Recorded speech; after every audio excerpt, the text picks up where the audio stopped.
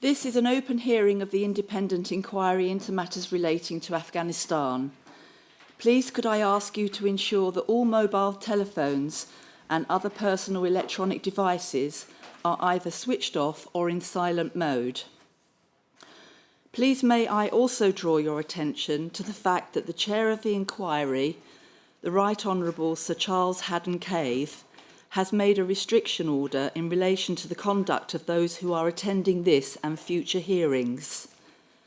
The full order is displayed on the inquiry website and on the door of this court and of the media annex, but I will summarise its purpose.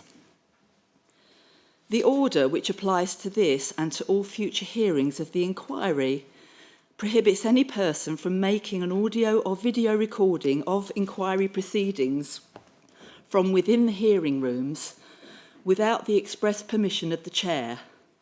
Furthermore, no person may take a photograph in any room in which inquiry proceedings are taking place and at a time the inquiry is sitting, without the express permission of the chair. For the avoidance of doubt, both of these prohibitions extend to the hearing in the media annex.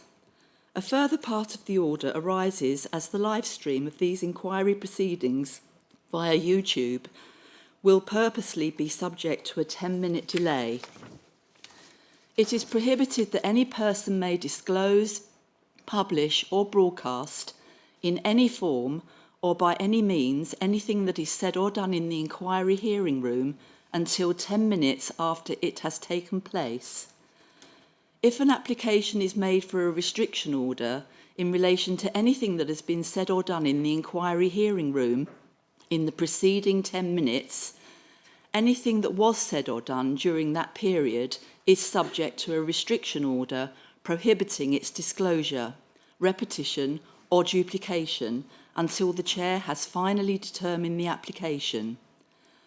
All of the above orders are subject to a penal notice.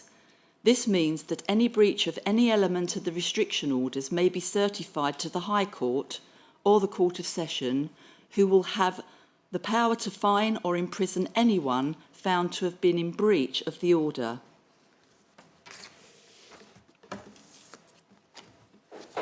Court rise.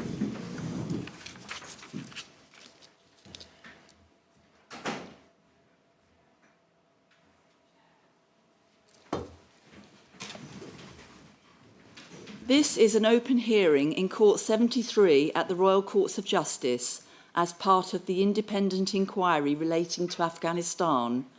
The hearing is before Lord Justice Haddon-Cave, the chair of the inquiry. Good morning, everybody.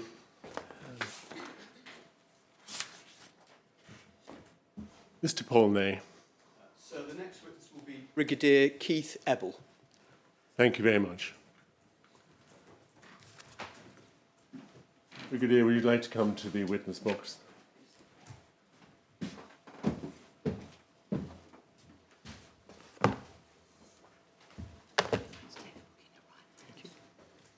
I swear by Almighty God that the evidence I shall give shall be the truth, the whole truth, and nothing but the truth. Thank you. Can you state your full name, please? Yes, I'm Brigadier Keith James Eble. And Brigadier Eble, I think it's right, you gave a witness statement dated the 15th of September 2023 in this matter. Is that correct? Yes, that's correct. And is that witness statement true to the best of your knowledge and belief? Yes, it is. Sir, can I ask that the witness statement's formally entered on the record and will be published on the inquiry website at the conclusion of the proceedings today? Indeed. Thank you. Brigadier Eble, I think you're going to assist the inquiry today, I hope, on 5 key topics. One, the values and standards of the British Army. Then the law of armed conflict. Command responsibility. Training and education. And finally, recruitment. Is that right? Yes, that's correct. Could you set out, please, what you do, what your job is, and your qualifications and your experience? So I am a staff officer based in the Army headquarters in Andover, Hampshire. I'm an employed barrister. I was commissioned into the Army Legal Services in 1996, so I've served in the Army for 27 years. I've undertaken a number of staff legal roles. Perhaps it may assist if I deal with my service in Afghanistan and since then. Yes, that'd be helpful. So in July 2009 to January 2010, I was deployed to Afghanistan and served there as a lieutenant colonel. I was on the staff of headquarters ISAF, working on the staff of General McChrystal during that period. I was the operational law advisor, so working to a US full colonel.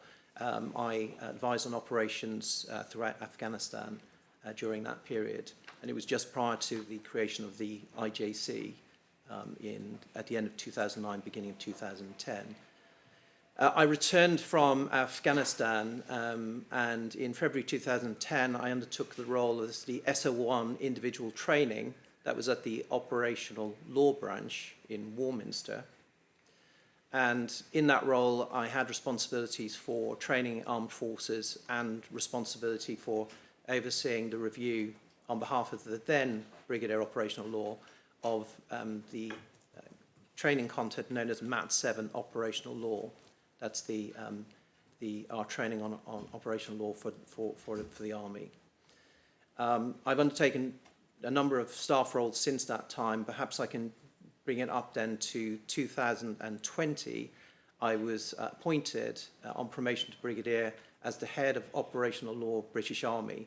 So in that role, I was the principal legal advisor on behalf of Director Army Legal Services to the Army on all matters relating to operational law. And they included training of our forces and also providing legal advice and assurance for that advice during that time. I served in that role as head of operational law for 3 years, and I've just been assigned recently this month to a different role in the Army headquarters, a second Brigadier's role as the head of legal advisory. And in my current role, I'm responsible for discipline and employment law matters. So just recently changed. So. And I think the evidence you're going to be giving to the inquiry today, if you like, relates to your tenure as the head of operational law. Is that right? Yes, that's correct. And so you're going to, I think, set out some of the legal principles that apply, some of the training and the principles. Is that right? Yes, that's correct. And just so we understand, I'm sure that will be informed by your actual service as a legal advisor in Afghanistan, but the scope of the evidence today is not about the practical implementation on the ground or in specific cases of operational law. I think it's about the principles today. Is that correct? Yes. Can we start first of all, please, with values and standards? Don't know if you saw or heard the evidence of the Chief of the Defence Staff on Monday or Tuesday. He set out some of the values and standards of the British Armed Forces. Could you give us, please, an overview of what they are, and we'll come later as to how they fit in to the training and operations? So the 6 values of courage, discipline, respect for others, integrity, loyalty, and selfless commitment obviously set out the criteria in which we undertake our activity. So they are sort of central, effectively, to everything we do in terms of how we undertake our roles, whether in barracks or on operations. The standards to which we're set, so effectively how we can undertake those activities, are that they are lawful, acceptable behaviour and professional. And those have been the values and standards, enduring values and standards for quite a considerable period of time, at least since 2000, with very mild changes. And just taking a step back, are they moral principles? It's not, for example, a legal code or any specific operational guidance. They're moral principles, are they, that are intended to lie behind all British Forces activities? Yes, they are. They are the moral principles that underpin effectively everything we do. They don't specify specifically a particular form of activity in the way, for example, a rule of engagement, a statute, or a treaty provision would set out, but it certainly underpins. And I think you said they were first published in 2000. Is that right? Yes.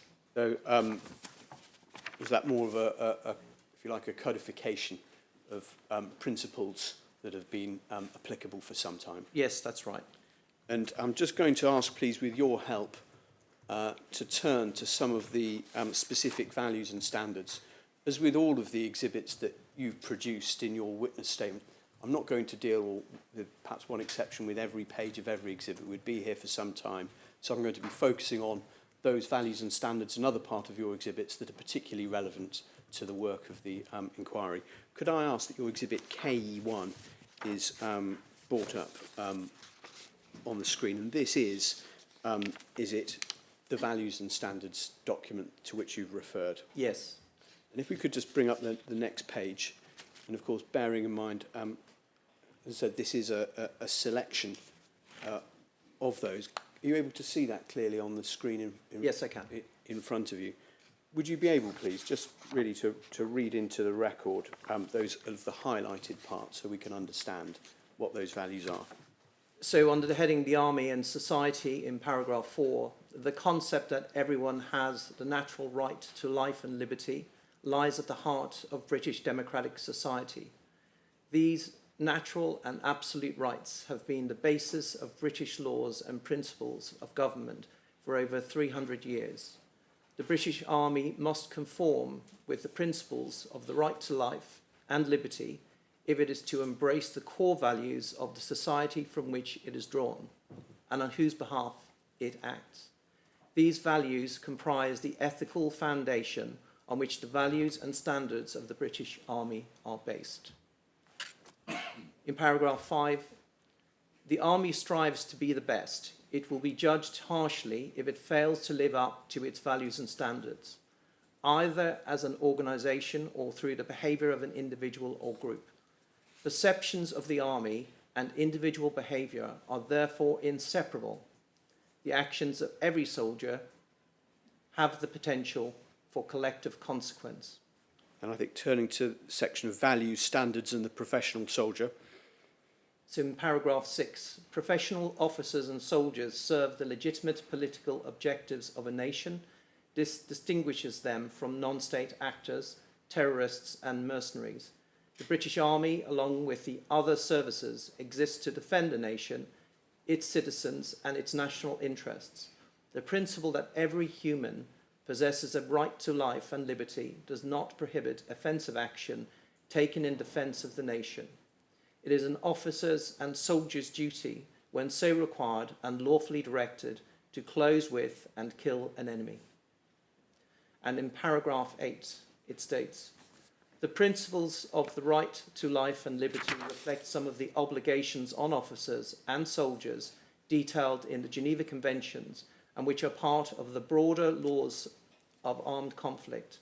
These require officers and soldiers to protect those who cannot defend themselves, such as non-combatants, which includes an enemy, wounded, or prisoner once the threat to life is removed. British officers and soldiers are required to uphold the rights of others before their own as a matter of duty. Thank you. Can I ask the next slides brought up, please, again, which is a further extract. And could you assist, please, Brigadier, with paragraph 15? Operations may be characterised by complex and stressful circumstances with a greater possibility that officers and soldiers may deviate from our values and standards. Commanders must insist on the same professional conduct on operations as they would in barracks. They are required to have the strength and courage to correct any behaviour which carries the potential to undermine our values and standards, whatever the circumstances. The pressures or achievements of operations are not an excuse to tolerate poor discipline, low professional standards, or unacceptable behaviour. To do so courts failure. And I think paragraph 18 relates to values in particular. Could you read out, please, paragraph 18, which I think relates to moral courage? Moral courage is the characteristic on which the other values and standards depend. It provides the resolve to do what is right, even when it may be unpopular, risk ridicule, or appear dangerous by insisting on the maintenance of the highest standards of decency and behaviour at all times. Every soldier and officer must have the moral courage to challenge any behaviour which threatens our values and standards, irrespective of rank, environment or circumstance. Thank you. And I think paragraph 21 relates to discipline. Discipline is a defining characteristic of the professional soldier and is an essential quality in combat. It is built through education, training and practice until instinctive. For officers and soldiers, discipline instills self-control, fosters self-confidence, helps overcome fear and enables trust. The profession of arms demands the highest levels of discipline on and off duty. It requires that officers and soldiers adhere to military conventions and to act in compliance with legal orders, even under the worst conditions of war. Thank you. Paragraph 29, I think, deals with loyalty. Those in authority have a duty to be loyal to their subordinates, to represent their interests faithfully, deal with complaints thoroughly, and develop their abilities through progressive training. Subordinates must be loyal to their leaders, their peers, and their team. Being loyal to leaders or subordinates does not mean that wrongdoing should be condoned or covered up. This is misplaced loyalty, which may amount to a serious criminal offence and cost lives. Misplaced loyalty undermines trust, challenges our values and standards, and compromises the integrity of the perpetrator. Thank you. And I think the last extract from this document relates to the heading lawful. Could you assist us, please, with those, Brigadier? Paragraph 34 states, all officers and soldiers are subject to the criminal law of England and Wales and are required to abide by it wherever they serve and at all times. All civilian criminal offences have been incorporated into service law, and service law creates additional offences that reflect the unique nature of military service and the highest standards that are required of officers and soldiers. Additionally, and notably, on operations or when overseas, officers and soldiers are subject to international law, international humanitarian law, the law of armed conflict, and in some cases, local civil and criminal law. Officers and soldiers are required to operate within the law that applies to their particular operational or overseas context at all times. And in paragraph 35, it states that rules of engagement set out when and how force may be used against an enemy. In some circumstances, they limit a soldier's ability to use force and demand greater restraint than the law would permit. This requires self-discipline and judgment, often in circumstances of danger. Thank you.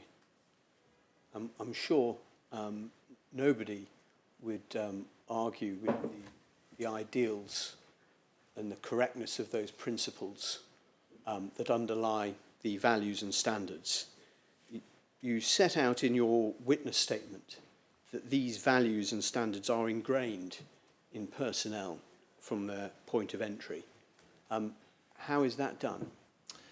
So the way it's done is through leadership by example, through education and training, and effectively by, if there are failures in the values and standards, through enforcement measures using regulations. Would you like me to expand on some of those?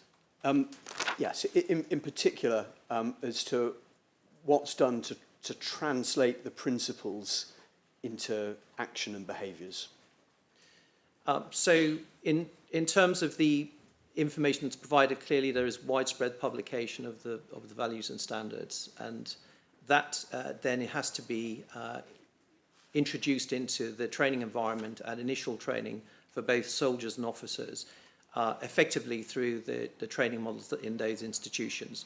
But the information that's provided will use scenario-based information in order to demonstrate, for example, examples of what would be acceptable or unacceptable behaviour.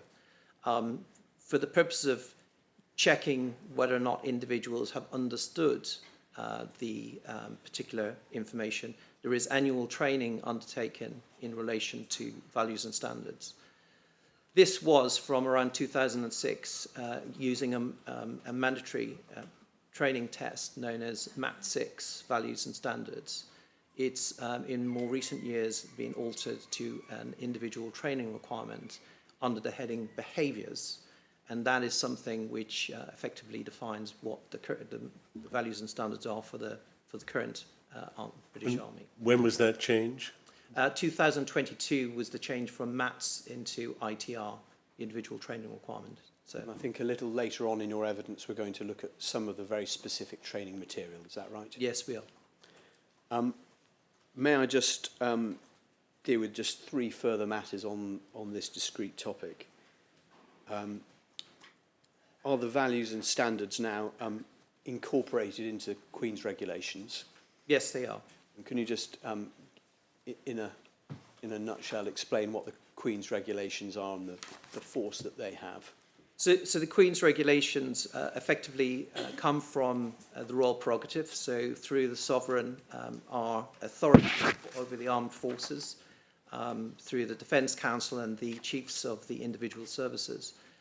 The Queen's regulations for the army effectively take those powers under the royal prerogative to enable the chief of the army, chief of the general staff, to administer the British Army. And through the regulations, we'll set out various areas, including the conduct of our people. There are a number of different aspects in which Queen's regulations will deal with conduct. But for example, it will explain what is acceptable or unacceptable behaviour, and from that we can then derive, for example, the application of the service test, which may be in how we may enforce breaches of the values and standards. So ultimately they are enforceable. Is that the bottom line? Well, they're enforceable through using a mechanism called administrative action where there's a breach of the service test. Thank you. And is it right that the values and standards are also reflected in the Army's approach to recruitment? Yes, they are. So when individuals go through a recruitment process, those who are selecting individuals for service in the British Army will ask a series of questions regarding the individual's views, etc., and will understand what their approach is in order to determine whether or not their values and standards, they are capable of achieving the values and standards and maintaining the values and standards of the British Army. So they'll look at, for example, their previous conduct, if they have any unspent convictions, which might call into question their ability to serve and to maintain those standards. We'll go into some of the recruitment in detail. What about promotion?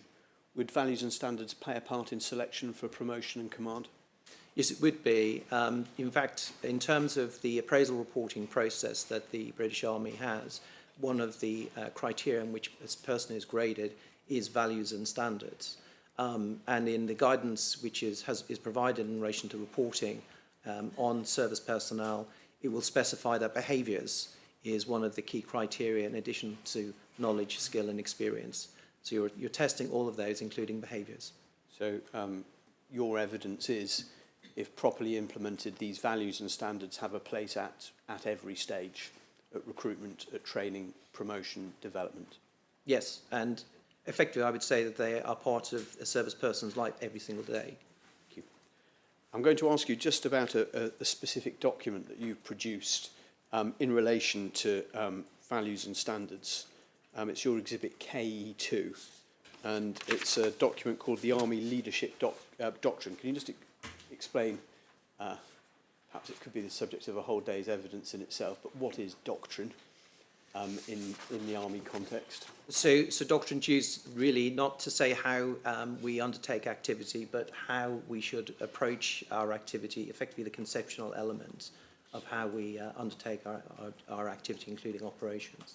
And so we've got here chapter 2, I think, of the Army Leadership Doctrine. Is that right? Yes, so this was really an attempt to bring together a number of issues which have been identified as important leadership characteristics. What perhaps is important about this document is it applies throughout all ranks, whereas before the values and standards and the leadership approach was often viewed in the context of officers and non-commissioned officers and soldiers. but a view was taken that it should be incorporated across the whole. So now leadership is seen as a continuing thing from effectively the most junior soldier through to the general. So this is of application to anyone in any leadership role, Yes, whether it's 3 people under command or a division. that's the view. Thank you. And in terms of this document, where would a soldier see it? At what stage in their career? So this will be certainly part of an understanding when soldiers start to undertake career courses, and particularly those who are going through courses for the purposes of promotion and greater leadership role. And because I'm relying somewhat on the information provided by the Director of Personnel regarding some aspects of my evidence, I don't know specifically whether or not this is something which is shared with soldiers in their most basic training. It certainly would form part of the initial officers' training at Sandhurst. But throughout a career of a soldier, this is something that they will come back to, the leadership code. And it is widely published. It was published for a wide distribution at all levels in the Army by way of a instruction notice. I think, as we can see, it's at paragraph 202. The overview states that the Army's values are at the centre of what we do and define who we are, both as individuals and as an organisation. They represent the contract we have with society and what it expects of us. The Army's values are the guiding principles that remain constant, whatever the situation. And I think if we just go on to the next page, please.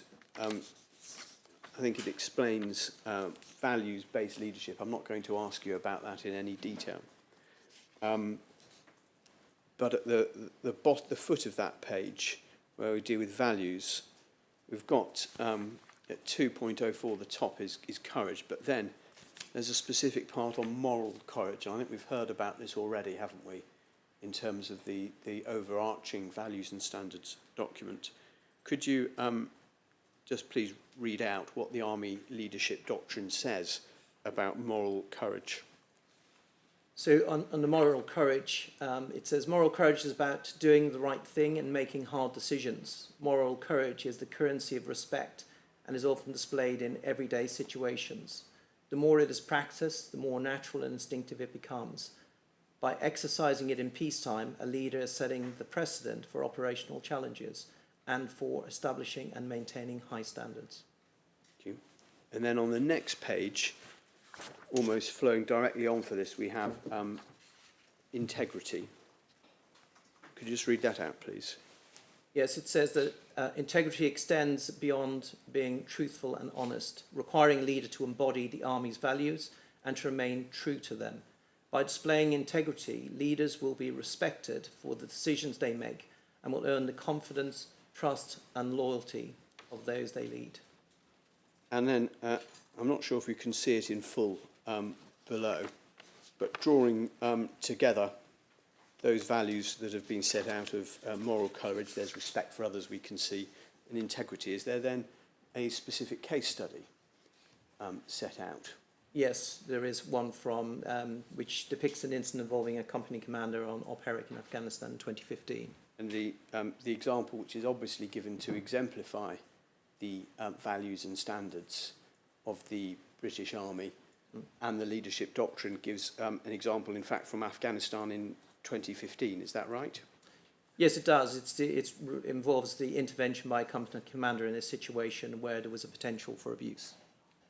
And how the company commander, the example that it gives, stepped in even though it caused damage to a relationship with partners. Is that right?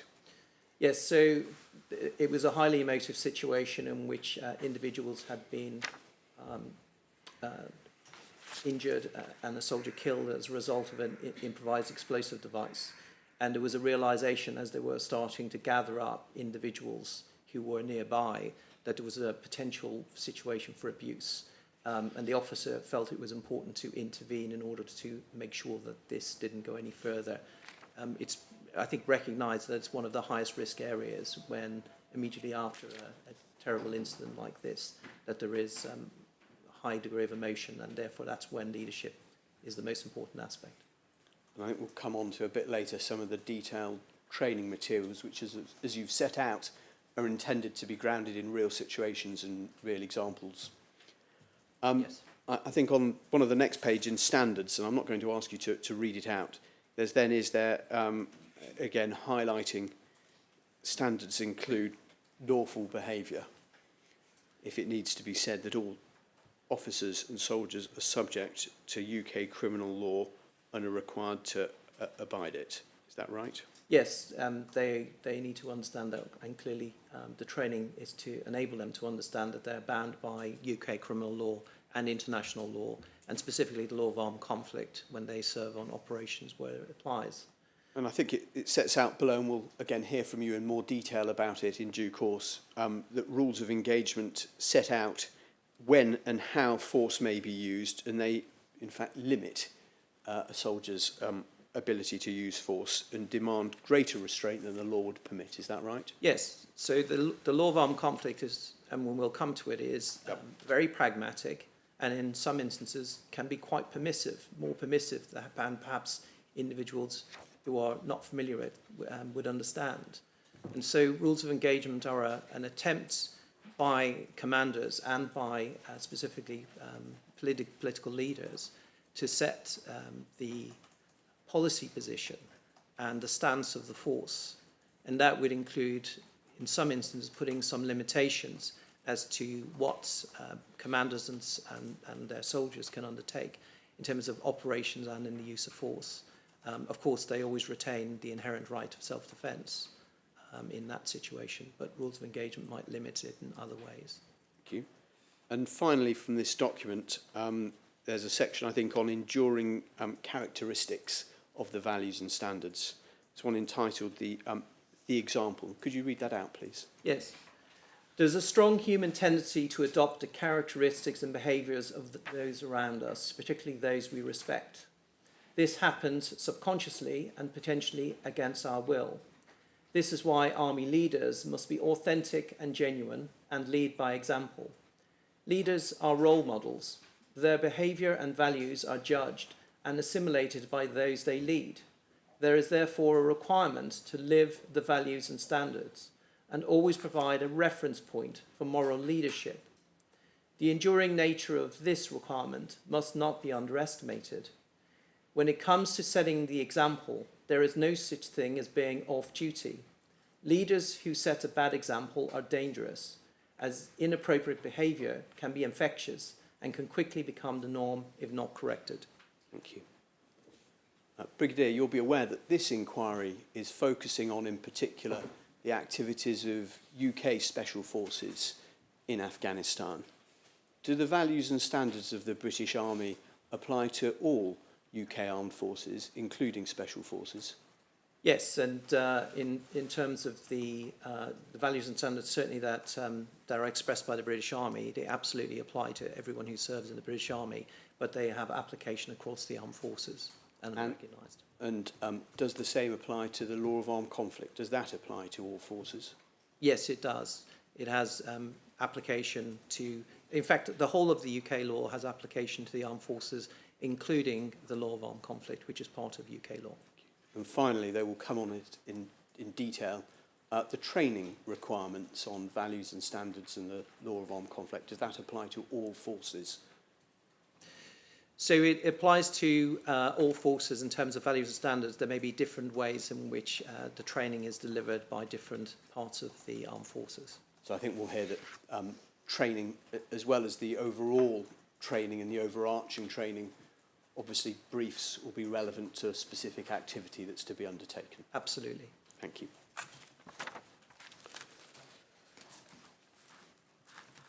Can we now turn, please, to the law of armed conflict?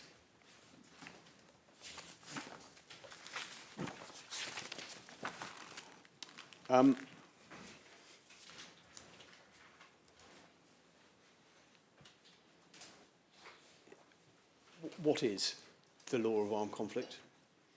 So a very broad question, but in essence, the way that the United Kingdom approaches this in terms of departmental responsibility. It's the Foreign, Commonwealth and Development Office have the policy lead, but obviously the Ministry of Defence and the Armed Forces are keenly interested in the development, practice and accountability in terms of law of armed conflict.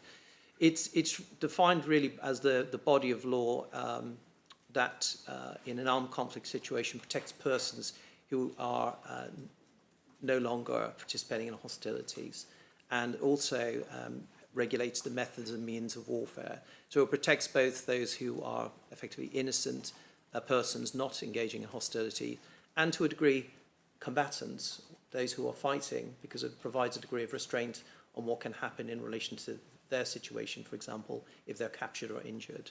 And the two main sources of law as defined are the treaties, which includes all those that the United Kingdom is a state party to, and those laws which are recognised as accepted as law and binding, which is known as customary law. So those are the sources. Just to sort of, if I can, deal with these in stages. The law of armed conflict is a concept in international law, is that right? Yes.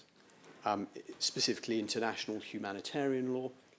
So I would simply say that the way we view this, we describe it as the law of armed conflict. Others refer to this as the laws of war, and but there is a general recognition of the concept of international humanitarian law, which many see derived from the Geneva laws from after the Second World War. I think, as you've said, the law of armed conflict is drawn from two main sources and a number of sub-sources. The first being treaties, is Yes. that right? And an example of which that everyone is likely to have heard of is the Geneva Convention. In addition, I think, as you've said, there is international customary law, is that right? Yes. And without attempting an exhaustive legal definition of international customary law, is that in effect principles that are generally agreed by states as applying? Yes, principles and also rules in relation to the conduct of hostilities. Some states would refer back to specific agreements that have already come into existence. For example, the Hague Regulations of 1907, Yep. and they would accept that in some instances the rules there or regulations there may amount to customary law. But just to be absolutely clear, the law of armed conflict is a concept or has status in international law, will come on later to its incorporation into British and to UK domestic law. But putting that legal distinction aside, are members of UK armed forces, and when I say that I mean all members of UK armed forces, including special forces, required to comply with the law of armed conflict? Yes, they are, and are trained to understand that they are required to do so. And in terms of the law of armed conflict, boiled down to its essentials, even in war, there are rules. Yes, there are limits to which combat can be undertaken. There are specific protections for individuals who are affected by armed conflict. And the law of armed conflict principles, I think, apply across the full spectrum of military operations. Is that right? Yes. So, one example, peacekeeping. So peacekeeping is, as explained in the Manual of the Law of Armed Conflict, that's the Joint Service Publication 383, and in our other training documents, peacekeeping could arise in a situation where the level of violence reaches the threshold of an armed conflict. But it doesn't always apply in relation to peace operations, peace support operations. I think we're going to hear in due course about Card Alpha self-defence. Yes, Card Alpha self-defence, which effectively is an attempt to explain in simple terms to service personnel English criminal law of self-defence and when they open fire. Thank you. And is it right that, again, all members of UK armed forces, including special forces, receive mandatory annual training on the law of armed conflict? Yes, they do. And I think that is actually part of the United Kingdom's obligations under Article 83 of one of the additional protocols to the Geneva Convention. Is that right? Yes, it's the additional protocol number 1 of 1977. Thank you. Going to turn to some of the principles. Obviously, not all of them. It's a broad subject, the law of armed conflict. But dealing with some of the headlines, is there training on exercising restraint? So there is training on the appropriate and lawful application of force, which effectively means that service personnel are only authorised to use the force that's necessary for the specific situation. That's one of the principles that's set out in the law of armed conflict training. And you'll be aware this inquiry is concerned in part with detention operations, planned detention operations. When there's a possibility in any sort of deployment that soldiers might be required to detain a person, is there training in relation to those requirements under the law of armed conflict? Yes, absolutely.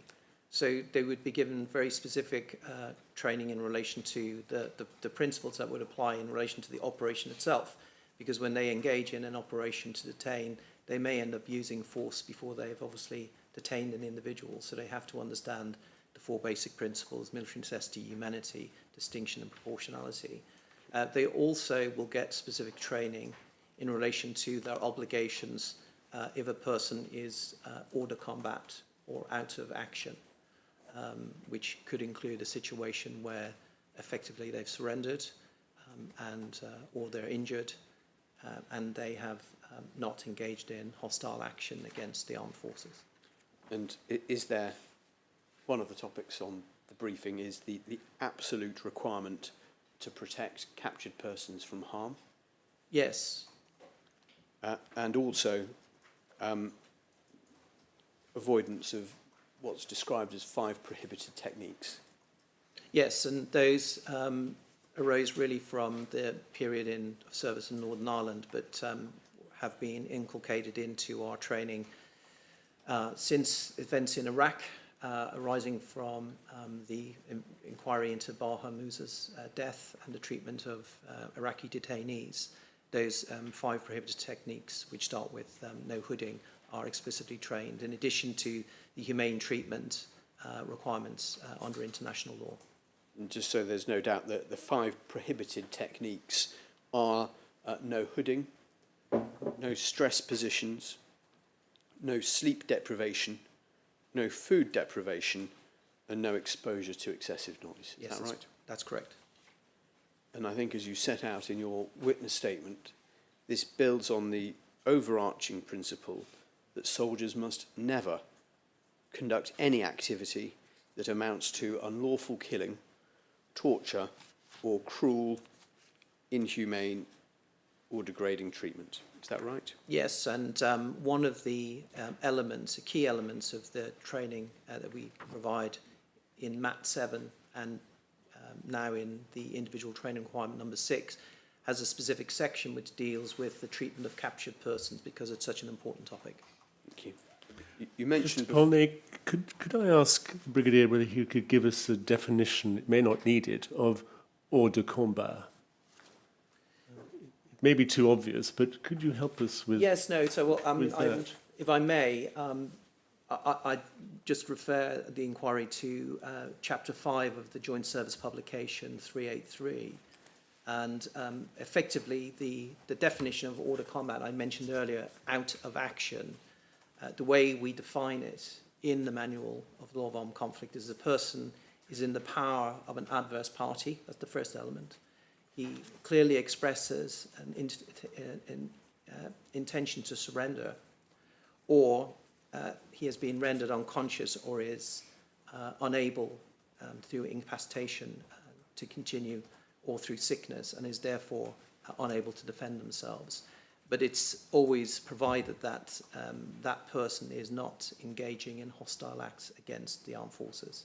So there is the requirement that they must effectively not continue to fight. Thank you.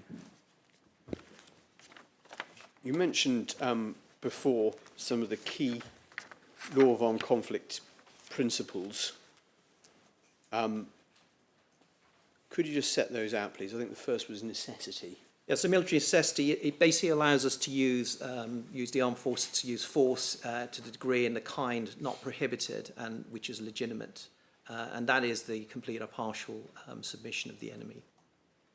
And the next principle, please. So humanity, it forbids the infliction of suffering, injury or destruction not necessary for a legitimate military purpose. Distinction. It's between the armed forces and civilians, or between combatants and non-combatants. And finally is a principle of the law of armed conflict, proportionality. Yes, so the final principle prohibits force which would cause civilian loss that is excessive in relation to the expected military advantage. Thank you. I'm now going to ask for your help with just some, and it really is just a small selection of some of the training material that exists that you've provided in relation to the law of armed conflict. And again, Brigadier, as you'll well appreciate, this is but a selection of the material, and I think, as you've said, part of the mandatory training for all UK Armed Forces personnel. Is that right? Yes. Thank you. And sir, can I just mention, in some of the material that we're about to see, there are some graphic images contained in the training material that people in the hearing room will want to be aware of. There's, I think, 3 parts of your exhibits I'm going to be referring to. Could I ask first, could we have a look at, please, a document which has got the serial number 3884Z.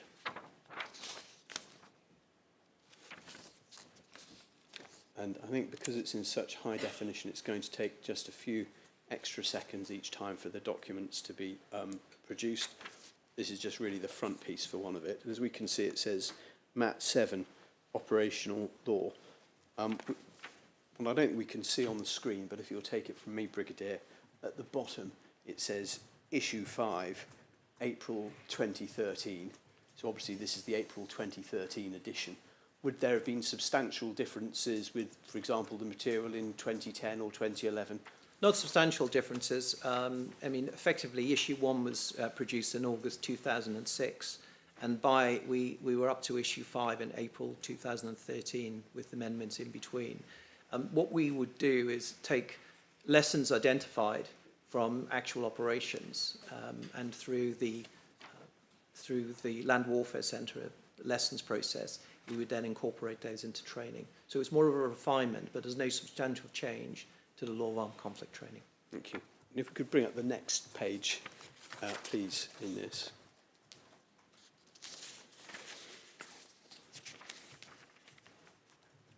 So we can see this is entitled Operational Accountability. Can you just explain what is this document? It looks like a PowerPoint slide. Yes, so I mentioned earlier, so one of my roles was as the SO1 individual training was the oversight of MAT 7. MAT 7 set out different aspects, and one of the areas that we had to look at was operational accountability. It's to explain to soldiers and commanders their individual responsibilities and also the command responsibility elements that the commanders specifically would have, so that they understood not just the rules that would be applicable, but also the fact that they had to understand when they might need to report something or when they may need to deal with something by way of investigation. So is this a part of the PowerPoint presentation that would be given to soldiers? Yes, it is. And who would be delivering this training? So it could be delivered by a legal advisor or an Army Legal Service officer, but it didn't need to, because what we did was produce a scripted version which could be read effectively verbatim to service personnel, but it would also enable some degree of discussion, but underpinned by the script. And I think later on we're going to see, for 2 specific examples, where we've got, if you like, the slide and then the script below. So, again, this is just one example of it, of part of the training. So we can see their personal responsibility. do not order, obey an order to commit or commit a war crime. Yes, so this really derives from its source really is chapter 16 of the Manual of the Law of Armed Conflict. That explains what the individual responsibility is, and it's to explain not only that you can't order and clearly obey an order. And then obeying an order would be, for example, obey an unlawful order. And then we can see the next heading is unlawful orders. Yes. And at that point, are you saying in the training, soldiers will be told you do not obey an unlawful order? Yes, for example, an order that no quarter will be given. In other words, that that your opponent cannot surrender. That would be an example of an unlawful order. And based on what you said before, an unlawful order would be to shoot someone who was hors de combat, who had surrendered and was not taking part in hostilities. That would clearly be an unlawful order. Thank you. And then we've got command responsibility. I know that's a fairly big legal topic in itself, and we'll come to some of that later. Could you just explain really what these bullets are and setting out, please? So, because the way it explains it is firstly by explaining that commanders have an obligation under the Geneva Conventions to ensure that their troops effectively are trained to the appropriate standard to obey the law of armed conflict. So that is a primary duty effectively arising from Geneva Conventions. It then tries to explain what the definition is arising from both case law and most recently from the International Criminal Court Statute, the Rome Statute, and the International Criminal Court Act 2001 in the UK, what the elements of an offence of command responsibility is.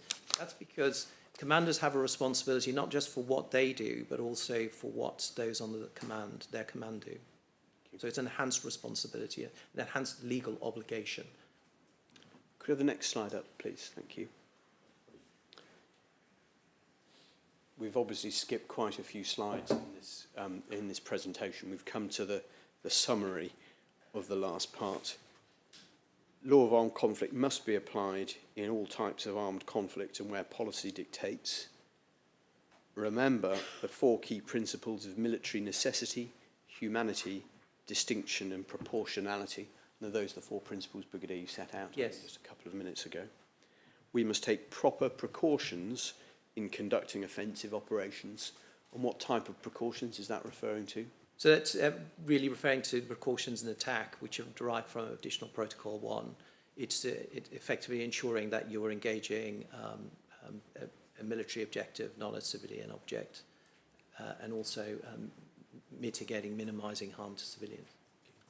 Remember the categories of protected persons and objects, including the humane treatment of CPERS, and what's that? Captured persons. Captured persons. Yes, that's the doctrinal term that that the armed forces now use for captured persons. It also features in our doctrine, Joint Doctrine Publication 1-10, which has been produced again from some harsh experiences and lessons.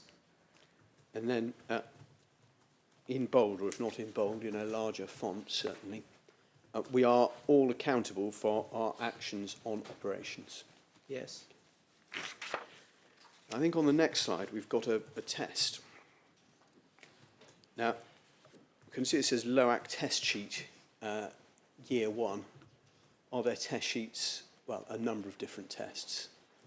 Yes, there are. But if I may explain the situation regarding testing, because it might become confusing. So there were two levels of testing. There was a test of a small number of questions, 10 questions, which only specifically dealt with the law of armed conflict. That was because there was a certain category of service personnel who would only be required to undertake that level of training as a minimum, the law of armed conflict.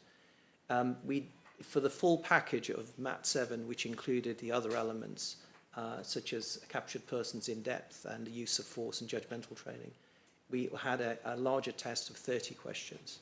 So there are different questions banks, and we had, they were on a rolling basis of 3 years. So you would be able to change effectively over a 3-year period the test paper to ensure that it was a different set of questions. People aren't doing the same questions year after year, which might reduce their utility. Absolutely. So we can see year one, that's year one of the 3-year cycle. This is one example of the test of, that service personnel would have to complete as part of their training. Is that right? Yes, they would, and they'd have to, in relation to the 10 questions, they'd have to have a minimum of 7 correct answers. And Going to come to that. So the pass mark is 7 out of 10. Yes. Right. And Brigadier Matt, just to remind ourselves, is military annual training tests. Yeah. And what would happen if someone got less than 7 out of 10? So they would be recorded as a fail, and there is guidance within the MAT as to how you would deal with pass-fails. Effectively, anybody who failed the test would be given an immediate retest, and if they failed the immediate retest, they would be required to undertake a further test within a 2-month period, obviously with given support if they needed to get through the test. Effectively, if they continue to fail a test, there would be consideration given to administrative action potentially leading to their discharge from the armed forces. So it's not a situation in which one can simply fail the test and continue. There were potential consequences. When you say an immediate retest, do you mean take the same test again? Take the same test, but they might change the test paper. So, I mean, I'll give you from my own personal experience. I went through MAT 7 when I was going through pre-deployment training in the summer of 2009. I actually did the test. I know soldiers who didn't complete the test on the first attempt, and then they were effectively given a break, and then they would have to resit the test later in the day, and then if they passed, they would continue. Later in the day. Yes. And you've explained that if a soldier failed it, they'd be given, if they failed the immediate retest, the one later in the day, they'd be given support Yes. and training. Would it be possible, though, that they could be deployed in circumstances where they'd failed their law of armed conflict test? No, because the mounting instructions that existed for Operation Herrick had a specific requirement. It was that they must have completed joint training requirements, and one of the joint training requirements was JTR 7. That was for operational law.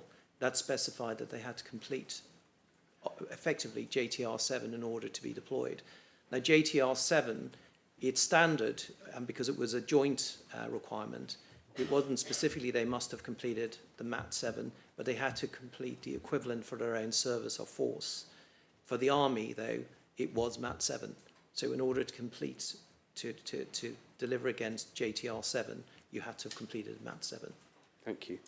And for the benefit of anyone who's watching this remotely who won't be able to see the documents, could I just ask you to read out just 2 of the questions so it enables us to get an idea of it? Could you, question number 2? It's question number 2. So on the question of military necessity, it says military necessity allows commanders to A, override all provisions of the law of armed conflict in order to accomplish a mission, B, use any tactic or weapon in order to defeat an opponent, C, use only that degree and kind of force not otherwise prohibited by the law of armed conflict that is required in order to achieve the complete or partial submission of the enemy with the minimum expenditure of life and resources, and D, suspend the law of armed conflict in grave circumstances providing warnings are provided to the enemy commanders. And I've obviously defined C as being the correct position. C is the correct answer. And then just, again, by way of example, could you just read out question 9? So question 9 states, in battle, if the enemy show the white flag, you should A, stop firing, B, call them forward, then attack, C, go forward and see what they want, D, stop firing to trick them into coming out. And the answer? It's A. Thank you. Stop firing.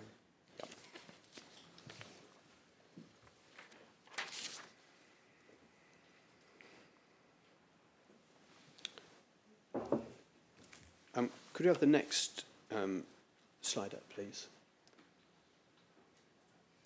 So I think this is now an extract from training on the use of force.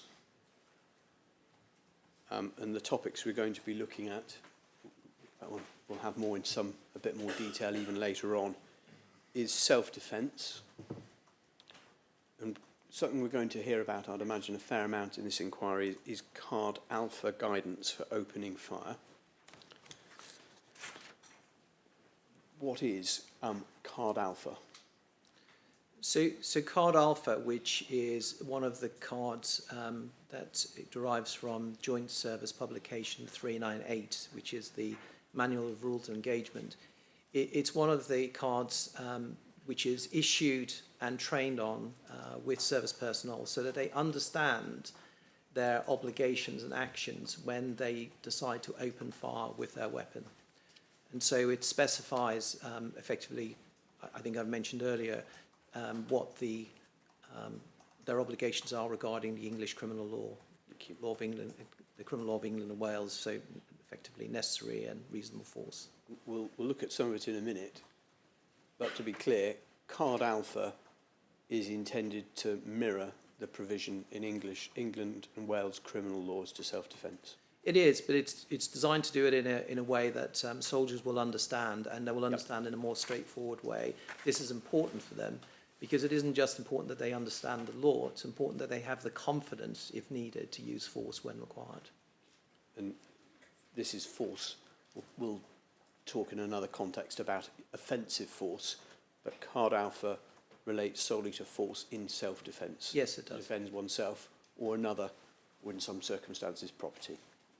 Yes, but only where there's an imminent threat to life in relation to property. Thank you. Could we have that you can skip over the next slide and then go to the one after. This is what soldiers are trained on, is that right? Yes. Self-defence.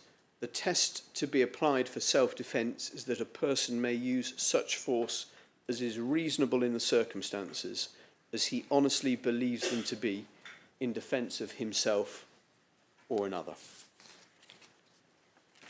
And then I think on the next slide, we see how it is emphasised in the circumstances so that he honestly believes them to be. Is that right?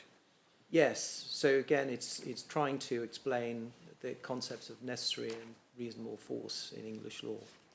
And then I think if we go on 2 slides, highlighting the key principles.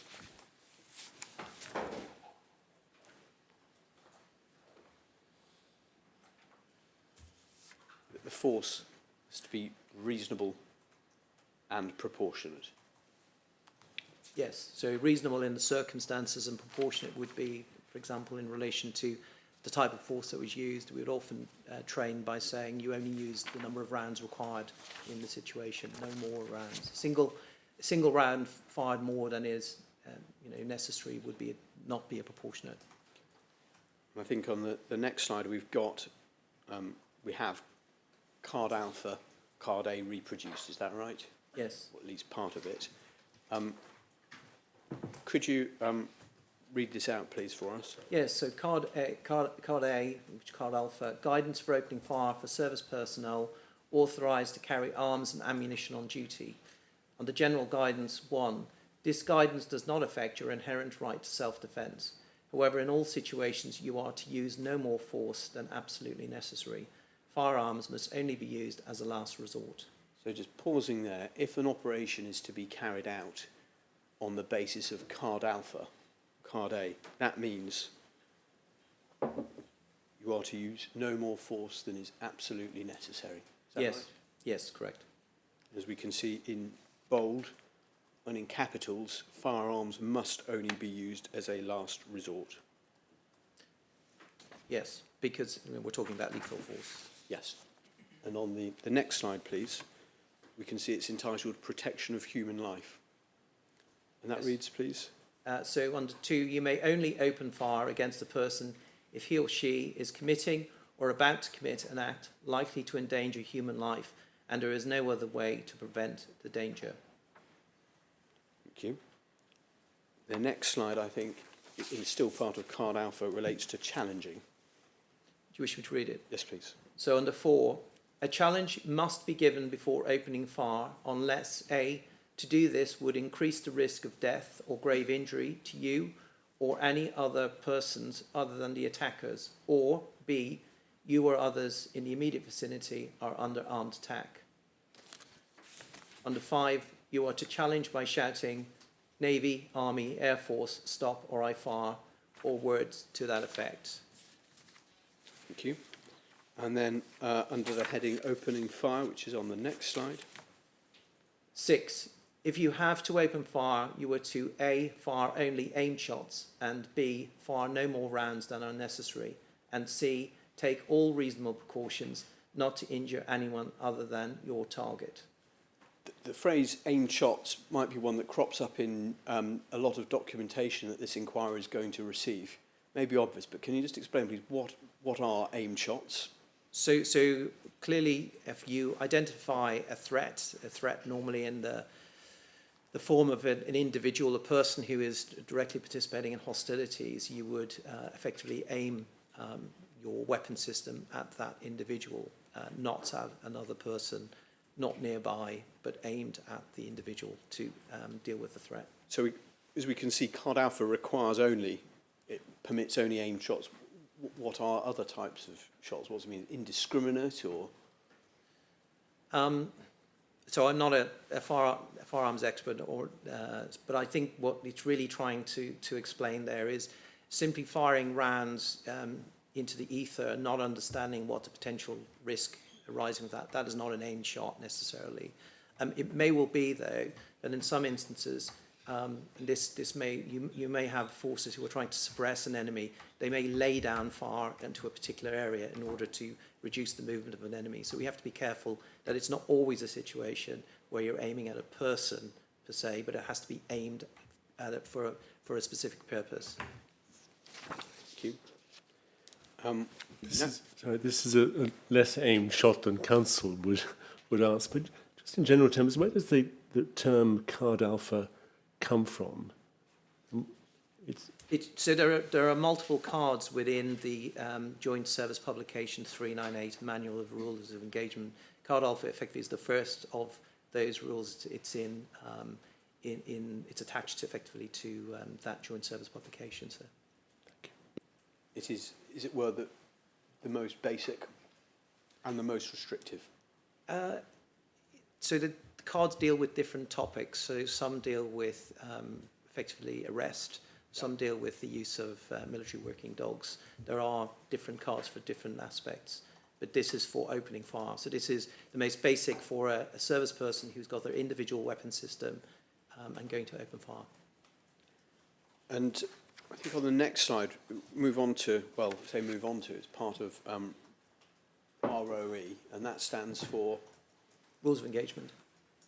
And it's an extract there from JSP. We're getting very used to the acronyms. That's Joint Service Publication. Yes. 398. So it says here, they're issued with the objectives of ensuring that action taken by UK forces is lawful and that such action is within the parameters of political acceptability as determined by ministers, and they govern the use of force in its widest sense, from the firing of weapons and ordnance and use of ordnance to any conduct of UK forces that could be interpreted as provocative. Yes. And on the next slide we can see ROE guidance effectively sets out when can force be used, where can it be used, how, and who. And I think on the next slide there's perhaps a helpful diagram. Could you please explain what we've got here and what does it mean? Yes, so this is just an attempt to explain conceptually to service personnel that when they receive information regarding the rules of engagement, they just need to understand that those rules of engagement sit within potentially a broader legal context. So it may well be that in the training it's been explained to them that they may be able to use force in certain circumstances. But within that, the rules of engagement might have more limits for tactical, operational, or strategic reasons that would limit exactly how much force they could use. So in a particular situation, there might be force that it would be lawful to use under the law of armed conflict. However, not permitted under rules of engagement. It's exactly the case. And in that situation where the law of armed conflict goes wider and would permit or would be lawful to use more force, but the rules of engagement are narrower, which one applies to the soldier? Well, both. So as a matter of law and accountability, the law of armed conflict would always be applicable to the service person.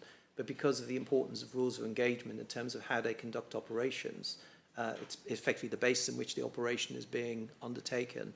They're required to comply with those rules of engagement. That's important in terms of the wider context, because it may well be that there is an attempt to limit the amount of force and the consequences of force being used. So both would be applicable. Both are applicable, but the soldier's actions are restricted by the narrowest, which would They are. always be the rules of engagement. So rules of engagement will never exceed the legal context. So we can see on the widest concentric circle, you have unlawful actions. Yes. Actions in accordance with the... So examples which I gave earlier, for example, an order that no quarter be given to an enemy, effectively, that would be, it could not be expressed in a rule of engagement. That would be unlawful. And would a breach of the rules of engagement be a breach of the law? Not necessarily, although they're so closely related that if there was a breach of the rules of engagement, one would look very carefully to see whether or not there was a potential breach of law. And the reason I say that simply is if, for example, the rule of engagement limited the way that the force was being used in a particular context, for example, a counterinsurgency, one would have to look very closely as to whether or not the actions didn't also contravene the law of armed conflict.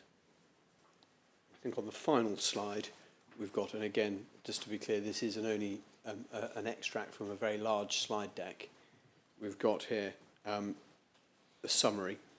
Self-defence has 3 key principles: imminent threat to life, honest belief, reasonable and proportionate force. Yes. The law of armed conflict applies to offensive force.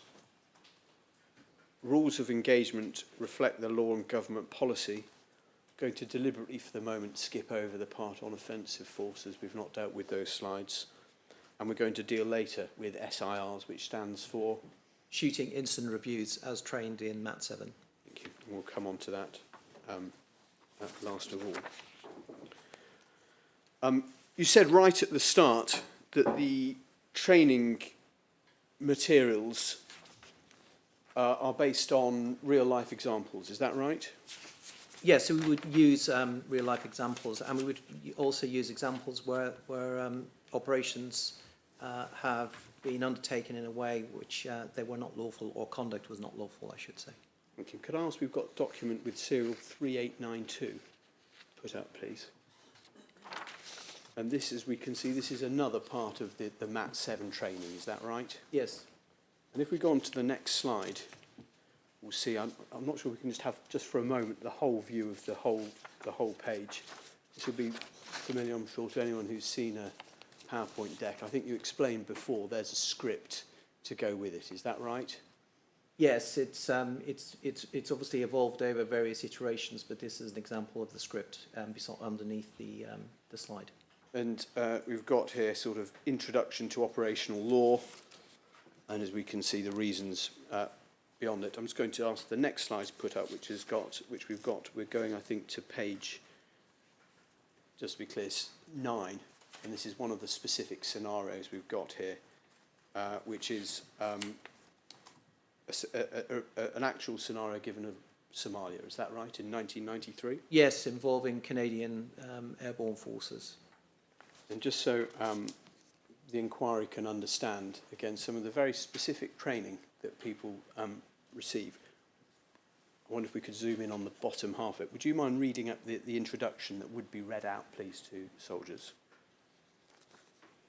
In relation to the Somalia affair, it states that the Somalia affair was a Canadian military incident in the 1993. It began with the brutal beating to death of a Somali teenager, Shadan Aroni, at the hands of 2 Canadian soldiers participating in the UN humanitarian efforts in Somalia. The crime, documented by grisly photos, shocked the Canadian public and brought to light internal problems in the Canadian Airborne Regiment that went beyond the 2 soldiers directly involved. Questions were asked about why the unit was chosen for that mission despite disciplinary problems. Perhaps most damaging to the leadership of the Canadian military was how it reacted after the events became public, as accusations of covering up the event surfaced. Eventually, a public inquiry was called. Despite being controversially cut short by the government, the Somali inquiry found deep problems in the leadership of the Canadian forces. The affair led to the disbanding of Canada's elite Canadian Airborne Regiment, greatly damaged the morale of the Canadian forces, and damaged both the domestic and international reputation of Canadian soldiers. Thank you. Can I ask we just play now the video that would then be played to the soldiers as part of this training?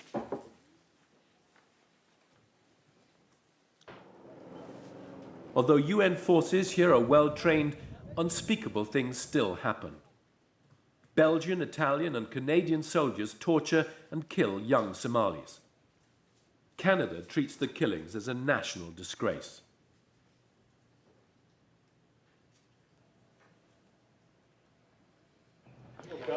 Three soldiers are found guilty of murder. This man is sentenced to 5 years in jail.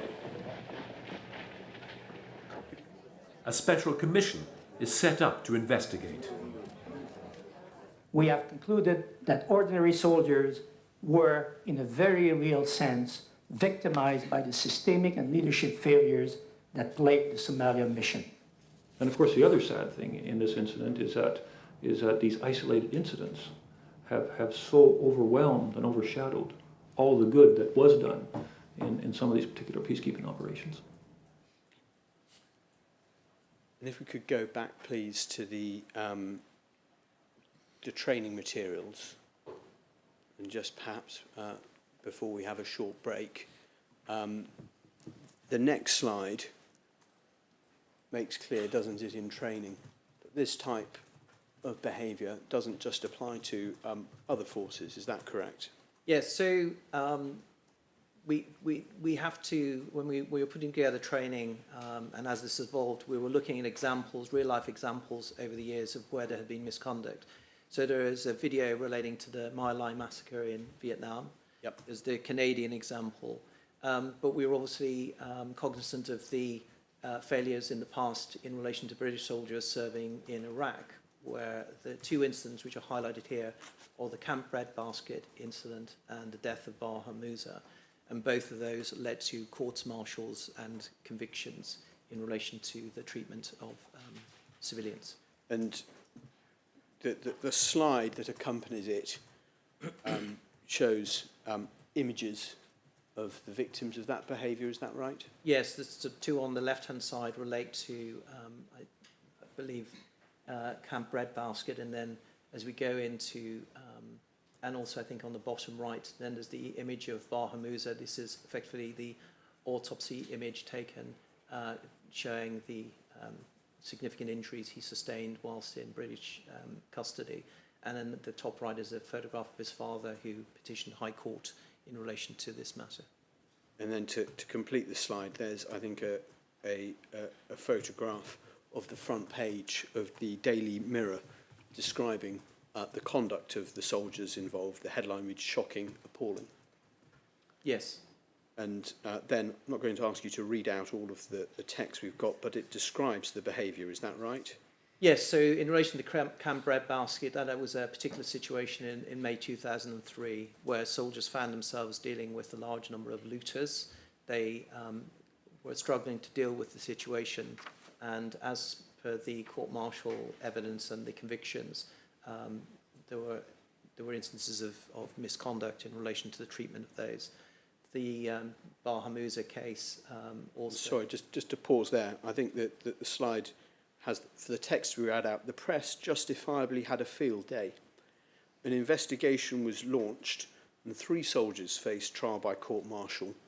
1 soldier was jailed for 2 years, another received an 18-month sentence, and a third 140 days detention.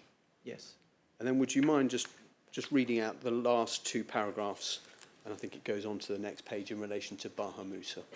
So I'll read, the press justifiably had a field day. An investigation was launched, forgive me, sorry. But worse was yet to come. A 26-year-old Iraqi hotel receptionist Baha Musa was arrested by British soldiers along with 8 other Iraqis in September 2003. Ready goes to the next page, which I can't. Yes, he was hooded, deprived of sleep, placed in stress positions and beaten over a 36-hour period. He died from some or all of the 96 injuries inflicted by British soldiers that were found on his body at post-mortem.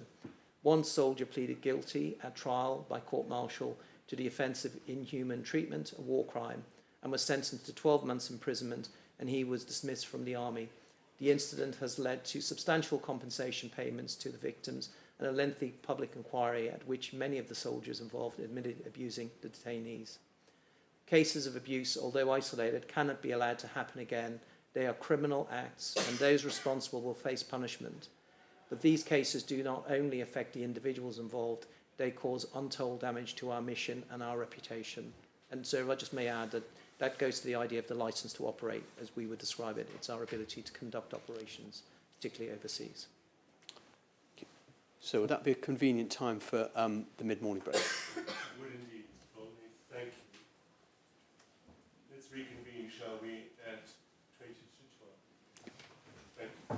Rise. I remind you, Brigadier, that this is not to discuss your evidence. Yes, sir. All rise.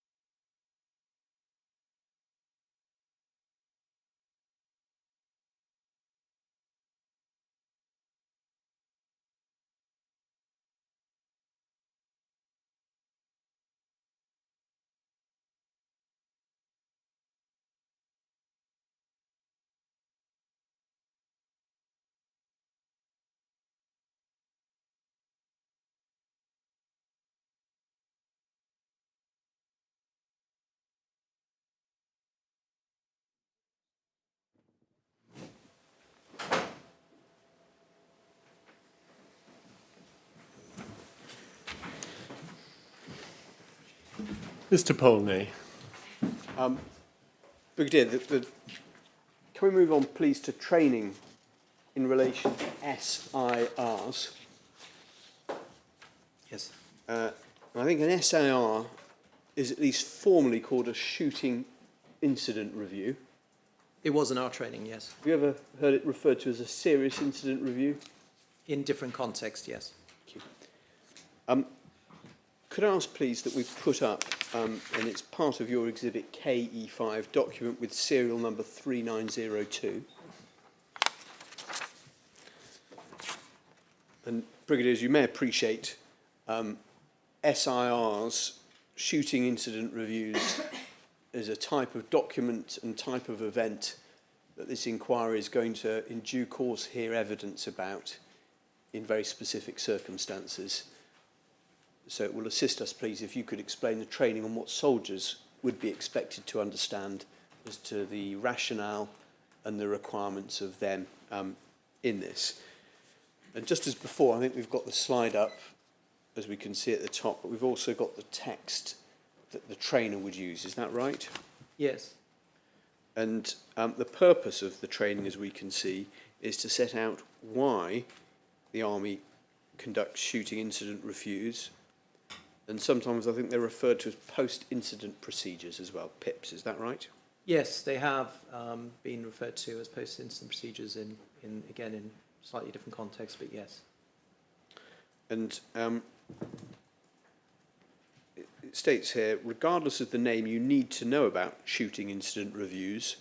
You might be involved on an incident on tour where you or one of your fellow soldiers believes that someone who has been injured or killed as a result of as a result of our use of force, be it by small arms fire or at the other extreme by an airstrike. And if this happens, an SAR might be conducted.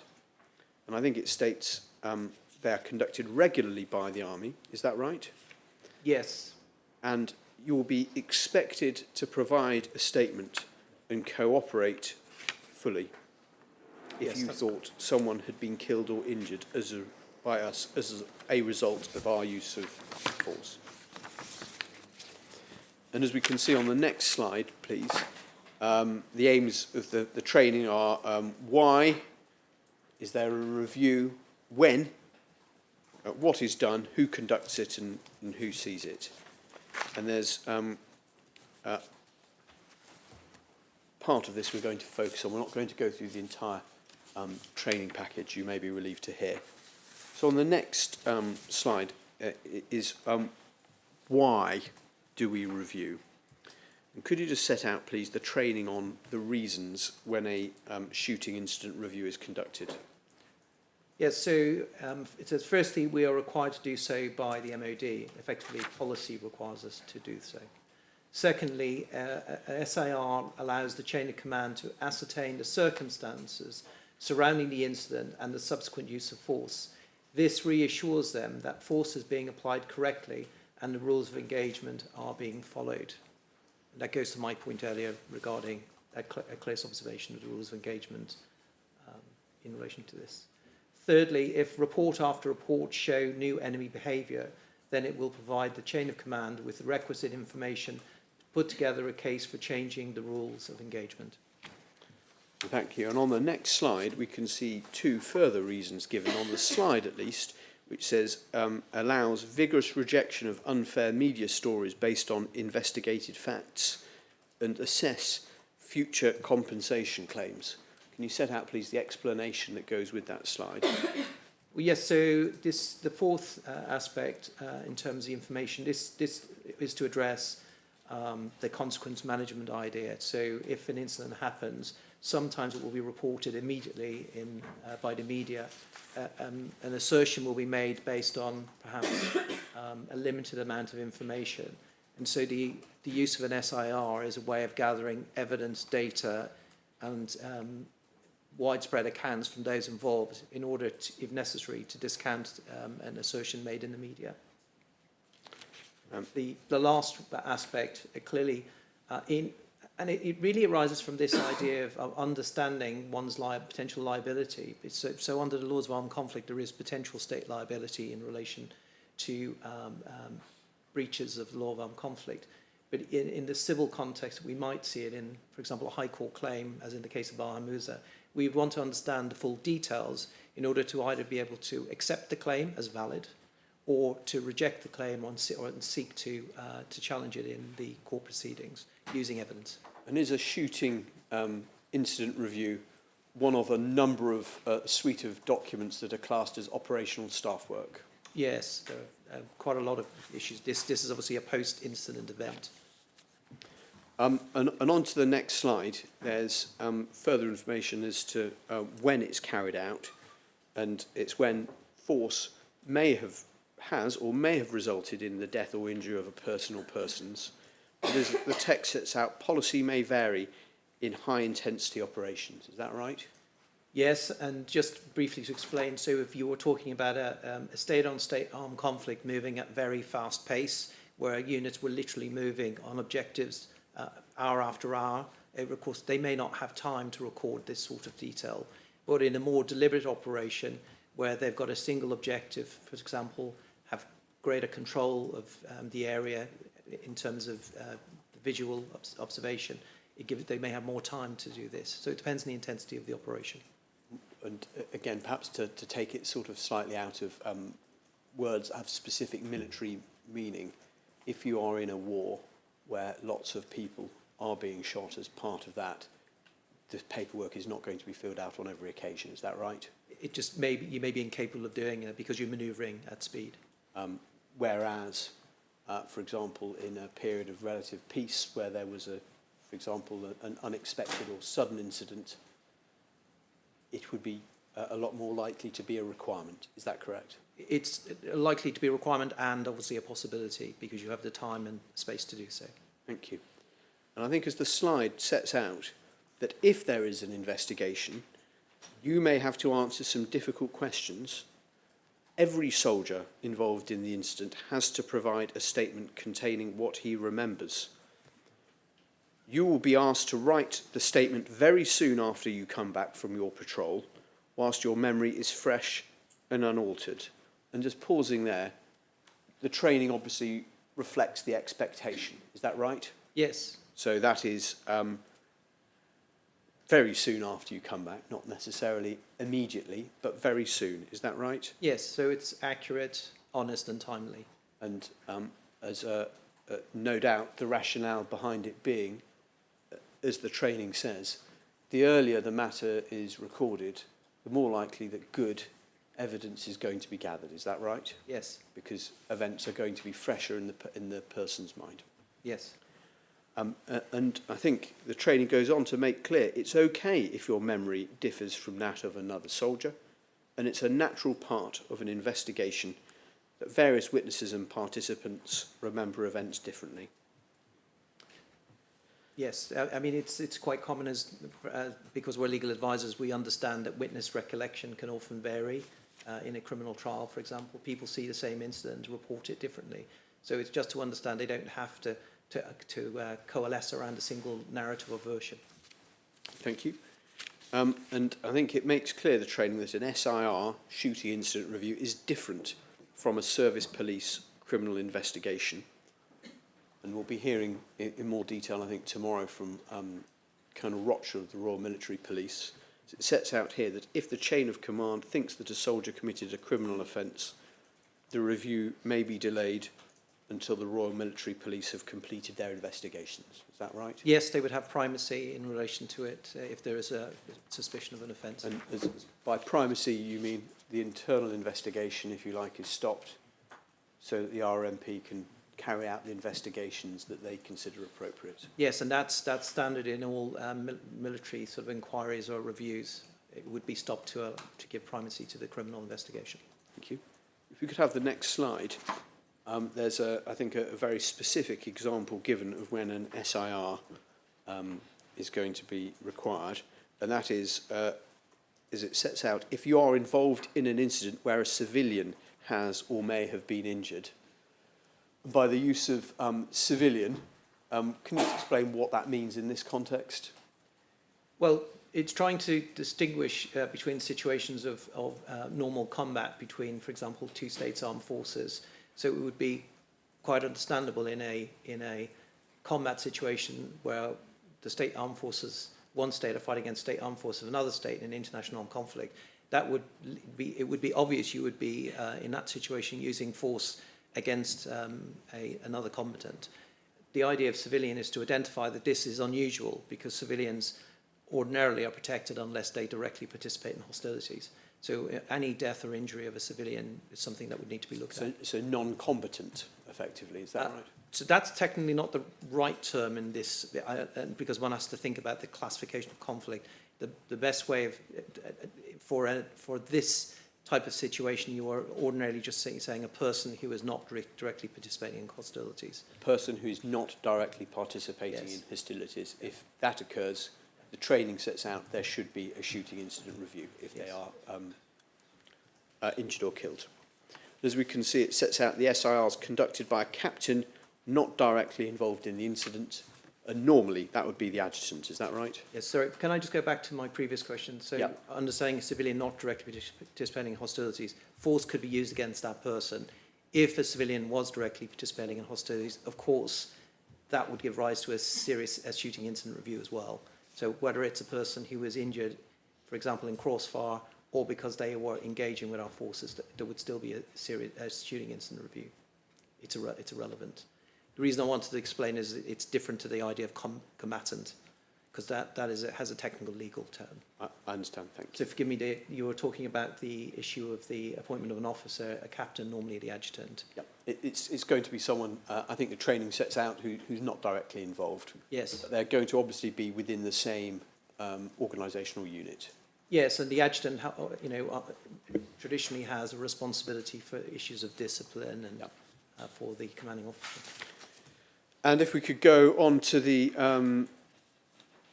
next slide, and in fact we can skip over that, please, to the one after.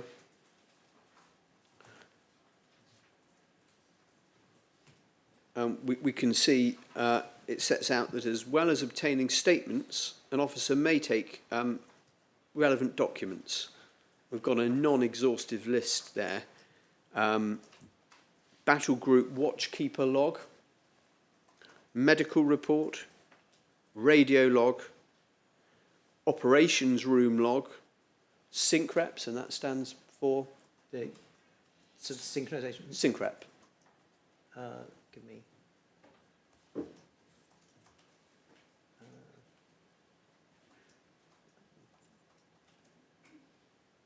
Yes.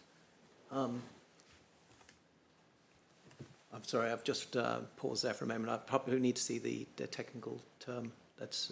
We can come back to it later, and in fact, I think there's another witness that's going to deal with. Yes, forgive me. I think there's a brigadier who'll be dealing with all of the operational staff work documentation in due course. I think it's the serious incident report. Forgive me. I'm trying to remember the report. That may well be dealt with. And just if we can go, I think just skip over 2 slides to the final one in this, which is summary shooting incident reviews. The headlines there, chain of command awareness of what's happening on the ground, allows chain of command to ask for changes to rules of engagement, allows vigorous rejection of unfair media stories, and assessment of future compensation claims. Yes. Thank you. And I think just at the bottom of the text below, soldiers will be told that, it's the questionnaire, is there anyone in theatre who can advise me? And they're Yes. told that legal assistance, described I think as a flying lawyer, may be available in theatre to advise you if the situation requires it. Can you just explain what that means? So for a period of time, there was available within theatre the opportunity of getting legal advice in relation to investigations, and that would normally be done by somebody who was brought into theatre effectively in order to provide legal advice and support to soldiers in theatre. And in some instances, if a matter was under investigation, they would ask for that individual. Because of the issue of time and distance, it would be either impossible or incredibly difficult to get a civilian legal advisor out there. But there were effectively agreements between the service legal directors as to who would provide legal advice and support in those circumstances. Finally, on the topic of training, I think there's another specific. There is a specific document which is provided to soldiers. Is that right? Called literally A Soldier's Guide to the Law of Armed Conflict. Yes. And I think that's your Exhibit 8. Is that right? Yes. And could I ask for your help, please? I think we can see. And who's this issued to? So it's issued to all members of the, effectively all members of the British Army. That's its purpose. Thank you. And I could ask just for your help, really, with three provisions of it. I think the first slide we've got is page 2-1 from this document. And so this sets out, I'm not going to ask you to read it out, the basic principles that you've set out before. Is that right? Yes, it's a different way of explaining the same thing. They all derive, as I said, from Joint Service Publication 383, Manual of Law of Armed Conflict. So we've got military necessity. Yes. And then on the next slide, we've got humanity. Yes. And proportionality. Yes. And they don't, forgive me, they don't specify in this distinction, but that's because it's picked up in the text of humanity, effectively, in relation to, it says, for this reason, attacks directed solely against civilians are prohibited. So that would ordinarily be set out in a separate paragraph under distinction. Thank you. And we can see, this is as the introductory chapter, there's then a heading of individual responsibility. Is that right? Yes. Which sets out, although international law is aimed mainly at regulating the conduct of states and their governments, individual combatants are required to comply with the law of armed conflict. Is that right? Yes. Is that a point that's made in training? It's made repeatedly in training. Thank you. And again, just so that they are covered as they're situations that may be directly relevant to the inquiry's work, I think on the next slide, we've got page 4.1, which sets out, it might be thought in clear terms, various behaviour that is prohibited. Is that right? Yes, it does. It's worth, so this deals with the issue of order combat, which I touched on earlier. It's just worth explaining the way this text is laid out. This section, this chapter, is focused on an international armed conflict between states' armed forces and other states' armed forces. There's a separate section on internal armed conflicts, which has the common Article 3 definition. And we'll be coming to that later. In effect, the same principle applies, doesn't it? It does. Whether or not it's classed as an international or non-international conflict. Yes. And the principle we've got here states in clear terms, it is forbidden to kill or wound someone who is hors de combat, having laid down his arms or no longer has any means of defence. Yes. And then at chapter 9, which I think is the next slide, which may segue nicely into one of the next topics we're going to be deal with, is this chapter relates to service discipline. Is that right? Yes, it does. And I think at paragraph 4 it sets out that commanders at all levels can be held responsible for the acts of their subordinates where a commander knew, or owing to the circumstances at the time should have known, that his subordinates were committing or about to commit offences, and he failed to take all necessary and reasonable measures within his power to prevent or repress their commission, or to submit the matter to the competent authorities for investigation and prosecution. Yes, and that comes from the definition in the Manual of Law of Armed Conflict as reflected in Article 28 of the International Criminal Court Statute. And that's command responsibility. Command responsibility.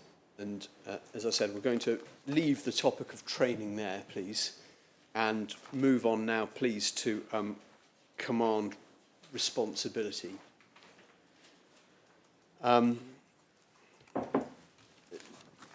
Legally, fairly large topic in itself. Could you explain, please, in a nutshell, what is command responsibility? So it derives from this idea that commanders have effectively authority to issue orders, the ability, therefore, to command and control what their troops do. And so the law has effectively provided an enhanced level of legal responsibility on a commander to exercise, as they require it, control over their people. And they talk about repression of a commission of an offence. And if they have been unable to prevent it or repress it, then there is an obligation effectively in law for them to report it to the appropriate authorities in order for the matter to be dealt with properly. Dealing with its origin, was it first enunciated in a United States military commission? Yes, the case of General Yamashita, where there was evidence of widespread abuse and contraventions of the law of armed conflict, and he was held responsible for matters which he is believed he knew or ought to have known and failed to deal with. And just to emphasise that last part, known or ought to have known. Yes, because a commander can't simply say no matters were reported to me. The expectation is the commander will take whatever steps are sufficient in order to understand the context in which their missions are being conducted. And that was in the Second World War and Japanese war Yes. crimes. Yes, so that idea of command responsibility, and it has developed since then, and particularly in the International Criminal Tribunal for former Yugoslavia, very much focused on the definition of what a commander is, or a person acting as a commander. And command responsibility is defined, is it, in Article 28 of the Rome Statute of the International Criminal Court, is that right? Yes, it is. And rather than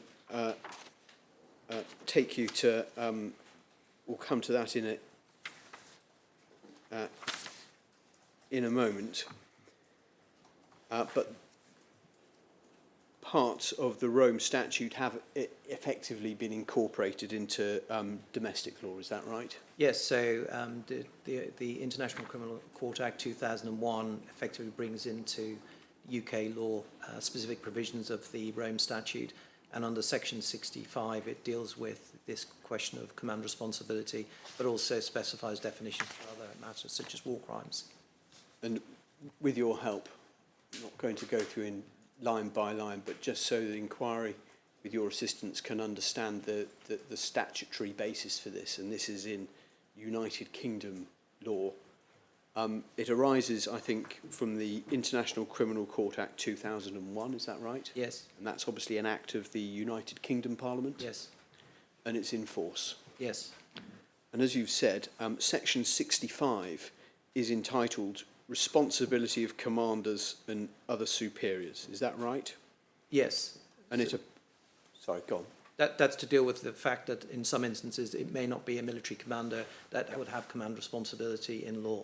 For example, a superior civilian leader could potentially have criminal liability in some instances. And subsection 1 makes clear that it applies to offences under this part, and that's the relevant part, that's part 5 Yes. of the Act. We'll come to those crimes in a minute. And section 65(2) provides a military commander is responsible, I'm reading out only I understand. perhaps the parts that are particularly relevant. A military commander is responsible for offences committed by forces under his effective command and control as a result of his failure to exercise control properly over such forces where he knew or should have known that his forces were committing or were about to commit such offences, and he failed to take all necessary and reasonable measures within his power to prevent or repress their commission, or to submit the matter to the competent authorities for investigation and prosecution. Is that right? Yes. So, taking a step back, it's got to be an offence under this part, so the underlying offence has to be committed. Is that right? Yes. And then the commander must either know of it taking place or ought to have known, and failed to take necessary and reasonable measures within his power to prevent it happening. Is that right? Or then, if it did, to report it appropriately. Yes, and just in relation to the first element, he either knew it's or owing to the circumstances at the time should have known. So it does depend on the circumstances. Absolutely. And subsection 4 of section 65 provides that a person responsible under this section for an offence is regarded as aiding, abetting, counselling or procuring the commission of offence. Is that right? Yes.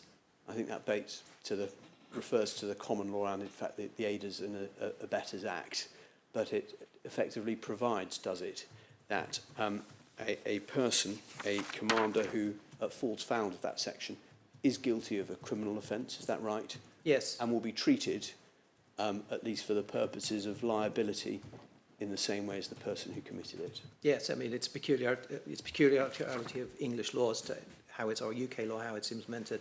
Under Article 28 of the International Criminal Court Statute, it simply defines what the criminal responsibility is. Thank you. So that sets out the command responsibility for offences under this part. To see what the offences are that fall under this part, I think we have to go to section 51. Is that right? Yes. And section 51 of the International Criminal Court Act 2001 provides, it is an offence against the law of England and Wales for a person to commit genocide, a crime against humanity, or a war crime. Is that right? Yes, it does. And so there can be no issue as to jurisdiction. Subsection 2 provides, this section applies to acts committed in England and Wales or outside the United Kingdom by a United Kingdom national, a United Kingdom resident or person subject to UK service jurisdiction. Yes, so that by and large will cover people who are in military service, but there are what is a wider definition. Put bluntly, if you are a British soldier committing one of these, and we'll come to it, a war crime overseas, doesn't matter, it's done overseas, you are liable. Yes. In this country. And to follow it backwards, to refer back to war crime, we have to turn to section 50, is that right? Yes, it provides the definition. And the war crime is defined in Article 8.2, is that right? And that's Article 8.2 of the Rome Statute of the International Criminal Court. Yes, and Article 8.2 is reproduced and set out in Schedule 8 of the International Criminal Court Act. So it's all tied there. And the war crimes, we're not going to look here at genocide or crime against humanity. There's then, as set out in Article 8, a very long list of behaviours that can amount to war crimes. Is that right?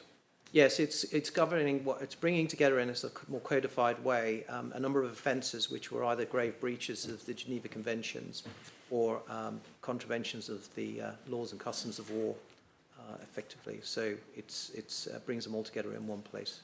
And there's a couple I'll turn to in detail, but it covers wide behaviour, including intentionally directing attacks against civilian objects that are not military objects in any way. For example, using poison or poisoned weapons, pillaging, and in fact the use of particular types of weaponry. Is that right? Yes. Then specifically, and just highlight, and you correctly drew the inquiry's attention to, there is a distinction between armed conflicts of an international nature and a non-international nature. Is that right? Drawn in the statute. Yes. But in terms of any armed conflict of an international armed conflict, a war crime would include, and it's specifically set out, I think, at Article 8, 2b6, Roman 6, killing or wounding a combatant, having laid down his arms or having no longer means of defence, has surrendered at discretion. Yes, and that provision, as said, the term combatant is important there because it's referring to a specific categorisation of an individual. Ordinarily, it'll be somebody who's a member of the armed forces. Thank you. And then also, by way of specific example, we're not going to go through all of the war crimes here. If we turn to Article 8.2c, which deals with armed conflicts not of an international nature, is that right? Yes. And it includes an act, includes a number of different types of act, and one of those types of act is violence, including murder, is that right? Yes. Committed against someone who is taking no active part in the hostilities. Yes, and this arises from the obligations in the Common Article 3 to the Geneva Conventions of 1949, effectively expressing those protections for those who are not directly participating in hostilities. And it goes on to say, is including in the definition, including members of armed forces who have laid down their arms and those placed hors de combat by sickness, wounds, detention, or any other cause. Yes. Put bluntly, to use a phrase, an extrajudicial killing, killing of a person who has surrendered or detained, would, under your understanding, that amount to a war crime? Yes, it would, as defined here. Thank you.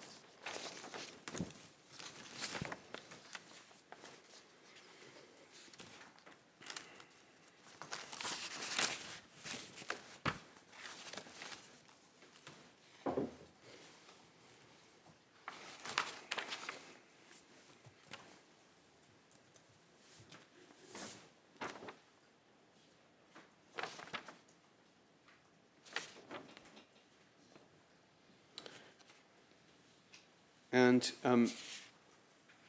unless there's anything you'd like to add in relation to command responsibility, I was going to move on to ask you about recruitment, please. I would just say in relation to command responsibility that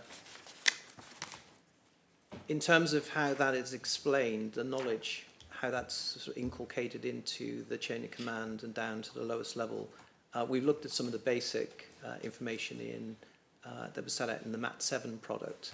But at the very highest level, we have Chapter 16 of the Joint Service Publication 383, the Manual of the Law of Armed Conflict.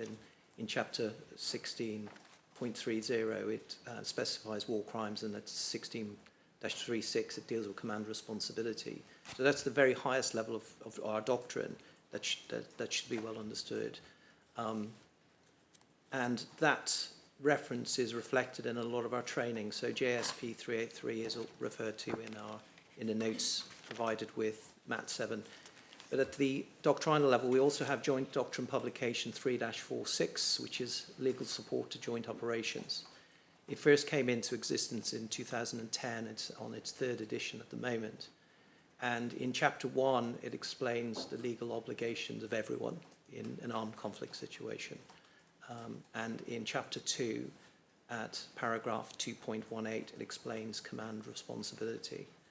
And this is something which repeatedly comes up in training for commanders as we go through.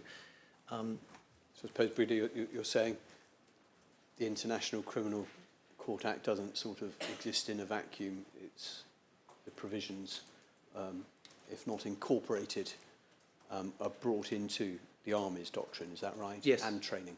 Yes, absolutely.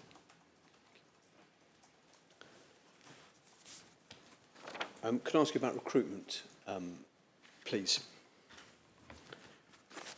As with most activities, there is a very particular publication, a joint service publication 545 that relates to recruitment. Is that right? Yes, that's the overarching joint policy. And perhaps unsurprisingly, the Army seeks to attract and select candidates for enlistment and commissioning, as you said before, who are able to manifest and uphold the British Army's values and standards. Is that right? Yes. And I think you described earlier how that's built into selection, though the criteria being are capable of meeting those values and standards. They don't necessarily have to have all of those. Is that right, at the point of enlistment? No, and there are some aspects, for example, lawful compliance, that might have to be spelled out. People don't necessarily, they're not well versed in, for example, our obligations under international law, so they really need to understand what it would require. Yep. And I think it's right to say the specific methods of recruitment, whether it be for officers or other ranks, have evolved and changed, and perhaps changed quite considerably over time. Is that right? Yes, they have. However, is it right that recruitment exercises, at least at a basic level, are designed to test a candidate's character and suitability? Yes, they are, through questioning and by understanding the context in which the person is coming to seek service.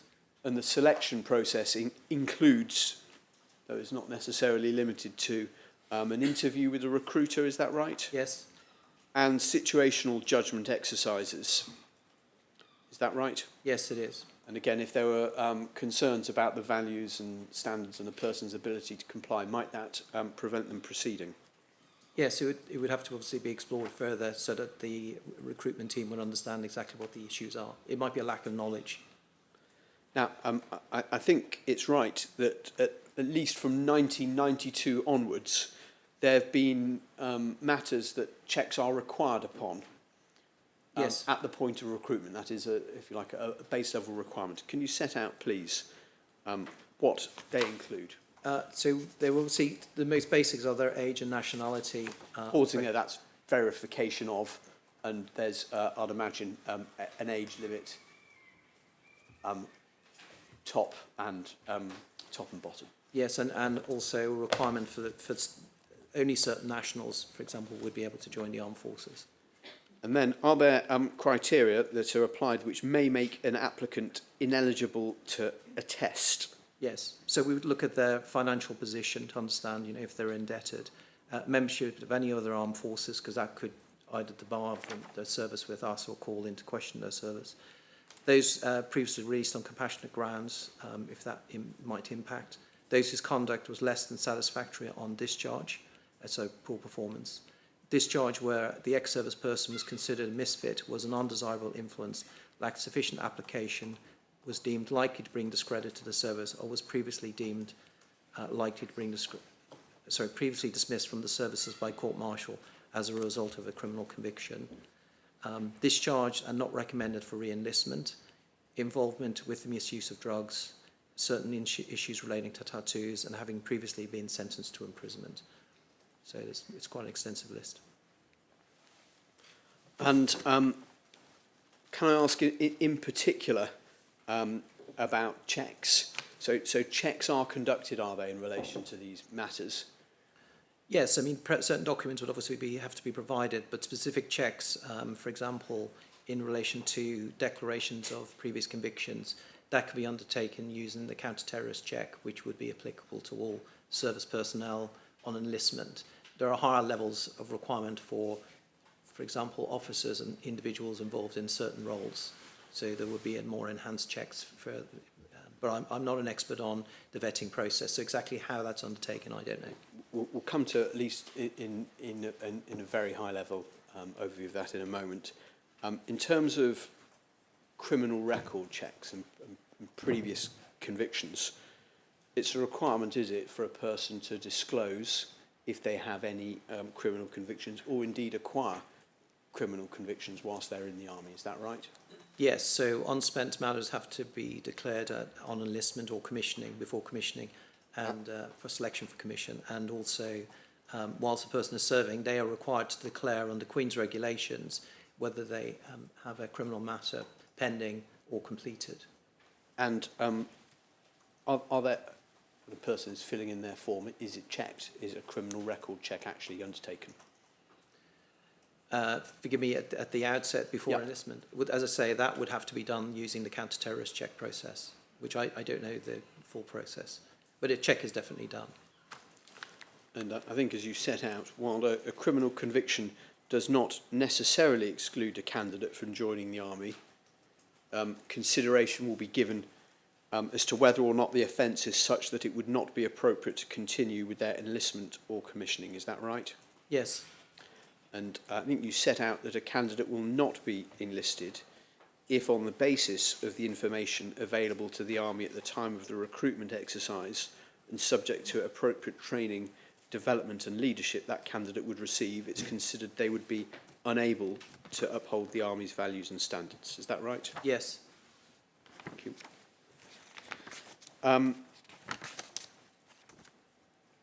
I think it's right, isn't it, in certain particular roles, I'm not going to ask you for a list of them, but there are certain roles that require a further level of vetting. Is that right? Yes, or require a higher level on entry. So, for example, I understand medical officers and police officers, those who wish to serve with the Royal Military Police would have a higher standard. Those who are undertaking other roles may have a higher level of vetting to check not just their criminal conduct, but also potential misconduct in another way in their private life. And if a person is, if it's necessary for that higher level of vetting due to a particular role or a particular task being undertaken, there'll be an additional level of scrutiny. Is that correct? Yes, and it can be quite intensive. Thank you very much. And finally, there are there extensive provisions within the British Army for enforcing and applying discipline?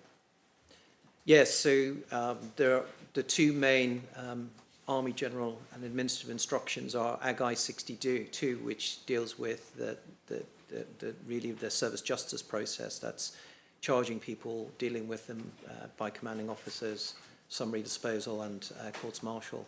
And then the AGI 67 process, which is the administrative action process. They're both complementary. They're both looking at values and standards in different contexts. Because if a matter is criminal, it would clearly come to the attention of the service justice system.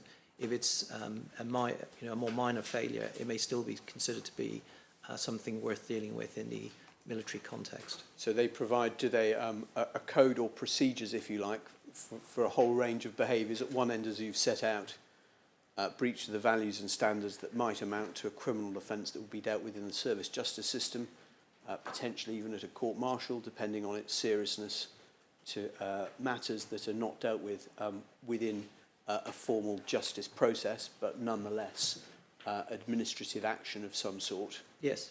To perhaps at the lower end, informal, but nonetheless action taken by commanders. Yes, they can take major administrative action or minor administrative action under AGI 67, depending on the severity of the failing. But effectively the application is of the service test, to impact it or likely to impact on the operational effectiveness or efficiency of the service. I was going to ask in conclusion, at least from me, could you just set out, please, what is the service test, which is the key entry point to deciding whether or not there needs to be action?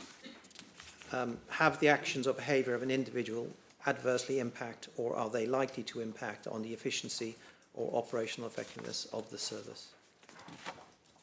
Thank you. Thank you very much, Brigadier. So, would you mind rising for 5 minutes whilst matters are put in place for the next witness? Indeed. Thank you very much, Mr. Foley. Brigadier, thank you very much for your considerable assistance this morning. And you're no longer a sea cards and free to go. Thank you, sir. Or stay as you wish. Thank you very much, Mr. Polney. We'll rise for 5 minutes, please.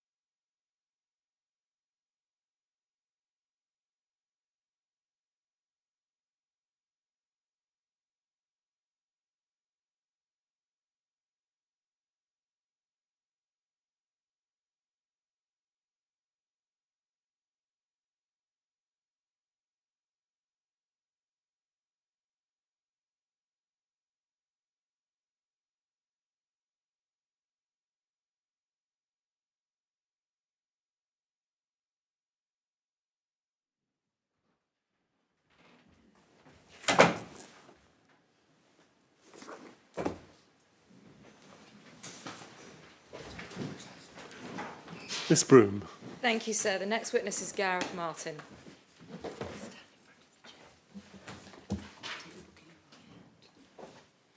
I swear by Almighty God that the evidence I shall give shall be the truth, the whole truth, and nothing but the truth.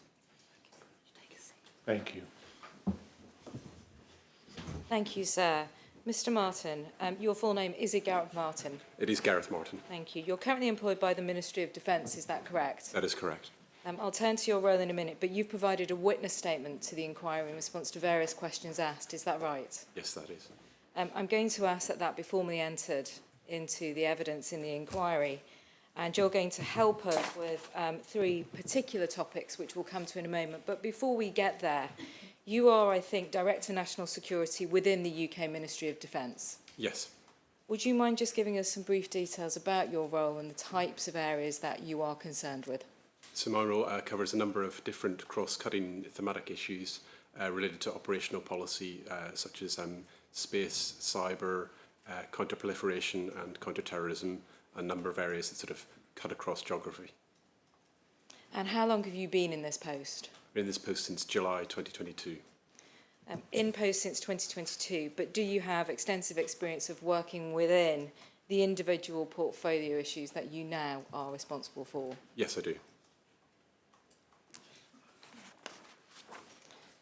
So the topics you're going to assist us with today are a high-level overview of the legal basis for UK operations in Afghanistan, and in short, that's authorisation by the UN Security Council and the resolutions. Thereafter, policy and procedures which existed in relation to detention of individuals by UK forces in Afghanistan, and then thereafter, the guidance given to UK forces in respect of collection of evidence. If we start, in that case, with the legal basis for UK operations, and in your statement, for those who are following this, we start at paragraph 7. And during the relevant period, so the period the inquiry is particularly concerned with, mid-2010 to mid-2013, is the summary position that UK forces in Afghanistan operated as part of and under the command of the International Security Assistance Force. Yes, that is correct. The shorthand we are no doubt all familiar with now is ISAF, and that's how we'll refer to it going forwards. ISAF operated under the authority of the UN Security Council. That's correct. So I'm not going to go through each individual Security Council resolution, and we'll look at the chronology broadly. This is a high-level overview. We don't need to descend into the details of all of those resolutions, although you've very helpfully listed them in your statement. So once your statement is published on the website, as it will be at the end of your evidence, anybody who wants those references will find them in your statement. Is that right, Mr. Martin? It is. All right, so ISAF was first authorised on the 20th of December 2001, is that right? That is correct. And that was by a UN Security Council resolution, and it authorised member states participating in the International Security Assistance Force to take all necessary measures to fulfil its mandate. And the UN Security Council also recognised, did it not, that responsibility for providing security and law and order throughout Afghanistan resided with the Afghans themselves. Yes. And was that a feature all the way through ISAF's involvement in Afghanistan? Yes, it was indeed. Probably a clue from the name, the International Security Assistance Force. Yes. So they're very much to support and assist the Afghans themselves in maintaining security and law and order. In that UN Security Council resolution, did the UN also reaffirm its strong commitment to the sovereignty, independence, territorial integrity and national unity of Afghanistan? Yes. And again, was that a theme all the way through It was. the ISAF involvement in Afghanistan? Yes. For the first period of ISAF's authorisation, were the rotations on a 6-monthly basis? Yes, they were. And how was that structured? So in the beginning, the British were in charge of the ISAF force, then transferring to Turkey after that. And there were a number of nations who volunteered to provide the governing headquarters, basically. Over time, NATO then provided the more permanent headquarters in 2003. Although it was in NATO headquarters, there were other non-NATO nations who were involved both in ISAF and in that headquarters itself. But the headquarters provided a bit more stability and permanence and ability to bolt into it rather than the rotational way it had been done previously. Right, so we had 6-month rotations led by one particular nation, starting with the UK. Yes. And then moving on, I think you said, to Turkey, and then afterwards Germany. And was it the case that each nation set up their own headquarters, and once their 6-monthly rotation ended, a new headquarters would be set up by the next nation in charge? Yes. And so you said in 2003, and I think it was on the 11th of August 2003, that's the date you give at paragraph 13 of your witness statement, that NATO took command of ISAF. Yes. And that command brought to an end those 6-monthly rotations, is that right? That is right.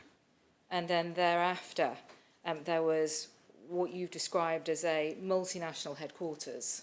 Yes. And that was a permanent fixture.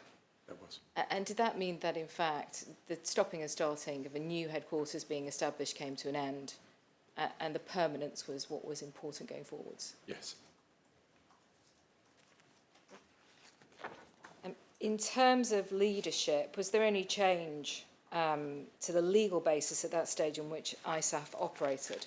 No, it remained under the UN Security Council resolutions. Up until, I think it was October 2003, in fact, ISAF had been responsible for Kabul and the small surrounding area. But by a further Security Council resolution passed on the 13th of October in 2003, was the territory expanded of ISAF's mandate? Yes. So it was expanded outside of Kabul? Yes. And was that for pretty much the entirety of Afghanistan? Yes. And then how often were the UN Security Council resolutions renewed going forwards? Every 12 months.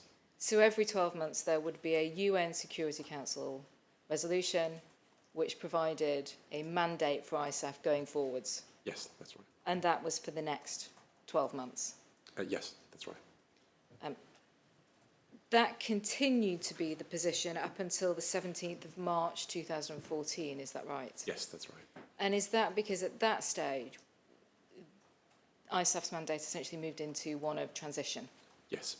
And so at that point, Afghanistan was taking back responsibility from ISAF for all of those areas? It had been progressively that way over a number of years beforehand, but yes. But that was the final end point, as it were? Yes, that's correct.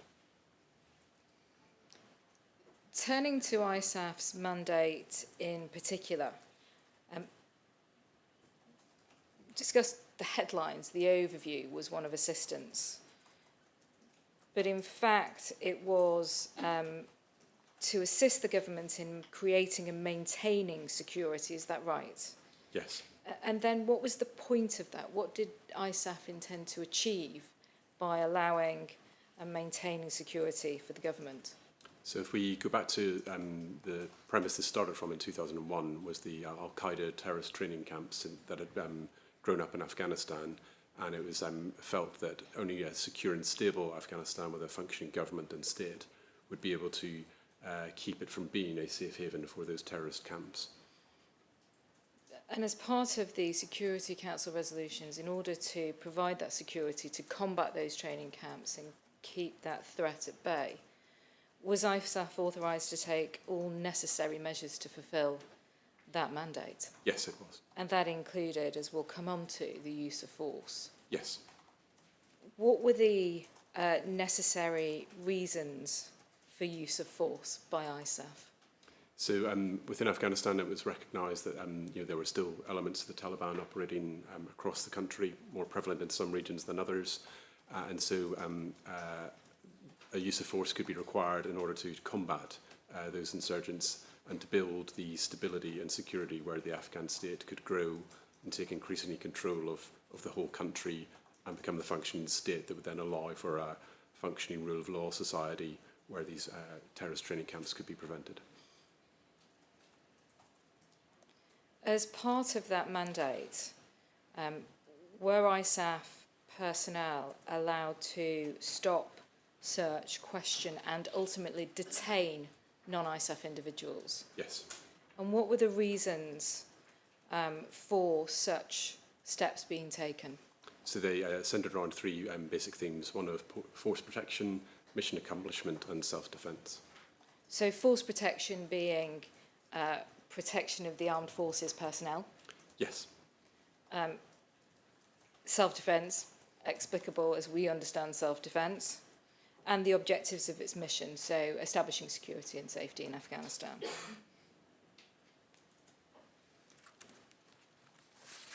We'll come on to discuss a little bit about counterinsurgency, but this was a counterinsurgency operation. Yes. And so as part of that, was it expected that it would be necessary to detain people? It varied across the country. Some areas were quieter than others. So in some provinces of Afghanistan, there may have been very little detention or indeed no detention operations, simply based on the security situation. In others, that was sadly not the case. And so it was expected that during the course of operations, there may be a requirement to detain insurgent personnel. And in Helmand, where the United Kingdom forces were based, given the threat of the insurgency and the prevalence of the insurgency, detention was the case in that area. That was, yes. As I've said, we'll come on to principles of detention, both NATO and UK, when we get to that part of your evidence. But sticking with ISAF and its mandates for the moment, detention really was necessary, was it not, to essentially prevent those individuals who constituted a threat to security continuing in that threat? Yes.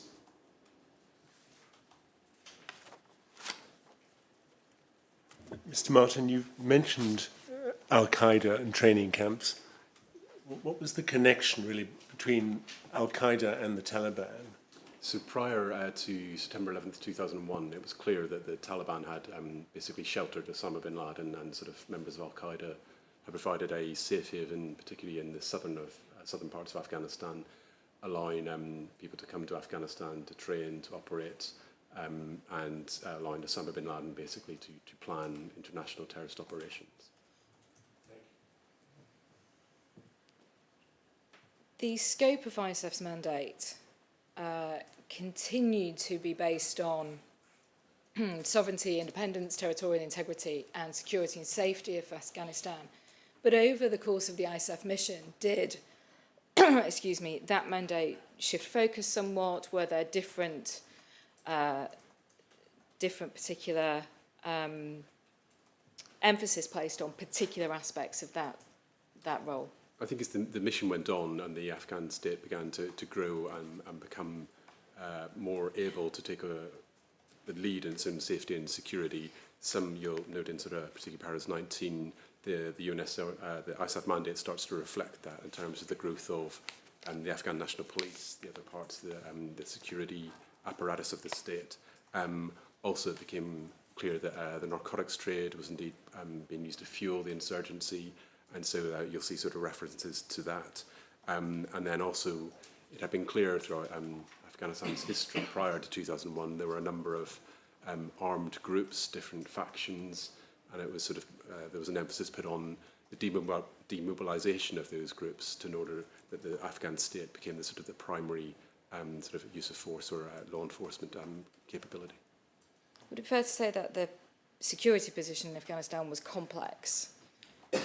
Very complex, yes. Because you had Al-Qaeda, the Taliban, other insurgent groups, but you also had the narcotics trade. Yes. And was the combating of the narcotics trade one particular aspect that the UK was focused on?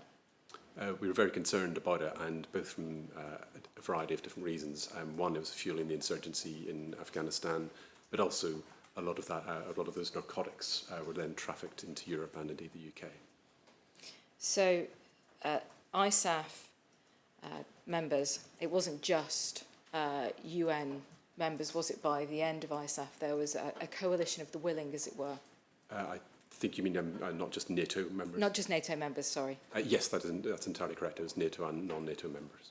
So those members of ISAF were combating not just the insurgency, but also dealing with the narcotics gangs and criminality. And in 2003, the UN Security Council was focused on what you described, disarmament, demobilisation and reintegration of all armed factions. So that's dealing with the Al-Qaeda, the insurgents. In 2004, the focus, whilst maintaining the overarching need to maintain security, the focus was on conducting free and fair elections and combating the narcotics trade. Is that right? It is, although I would say the previous, so in para 19.1, the previous emphasis didn't necessarily go away. Those were sort of threads that needed to be pulled through our continuing operations. So it's not as if they stopped focusing on one thing to focus on another. It was just there was a particular recognition that by 2004, the narcotics gangs were a particular problem and that needed to be included within the mandate specifically. Precisely. And so by 2005, again, restating disarmament, demobilisation and reintegration, disbandment of illegal armed groups and justice sector reform. So justice sector reform, the Afghans being able to investigate and prosecute on their own behalf, I take it? Yes. And being able to do so in a fair and appropriate manner with a functioning judicial system. Yes. By the time we reached the 12th of September 2006, so still some years before our relevant period for the inquiry's purposes, but at paragraph 19.4 of your statement, you set out that the particular increased violent and terrorist activity by the Taliban, Al-Qaeda, illegally armed groups and those in the narcotics trade, which had resulted in increased Afghan civilian casualties, was a focus. Yes, that's right. And it's here, you talked a little bit about this a moment ago, but the strengthening of the Afghan National Army and police and the disbandment of illegal armed groups. So the focus became, as I understand it from what you've told us, strengthening those elements within the Afghan government and state to allow them to combat the insurgency and to protect their own people. Yes, there was a concern that some parts of the provinces and sort of beyond Kabul and out sort of the outer edges of Afghanistan may not have had the full capacity of the state to enable that sort of safe and secure environment we were striving for.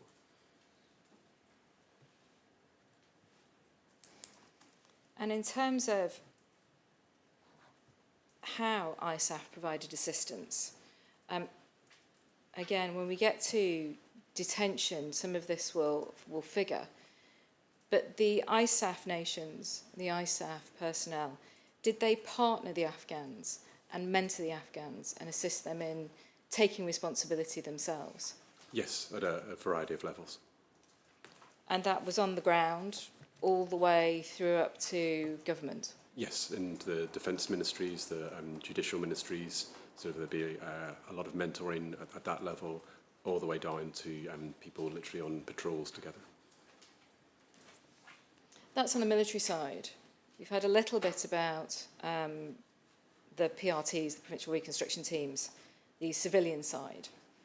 Was that mentoring and partnership the same on the civilian side as well as the military side?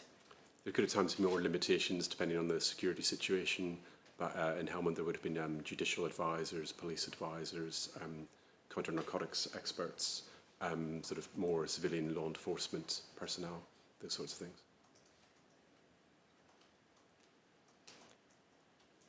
So by the time we get to the 9th of October 2012, which is some way into the inquiry's relevant period, the UN Security Resolution dealing with ISAF's mandate set out in its preamble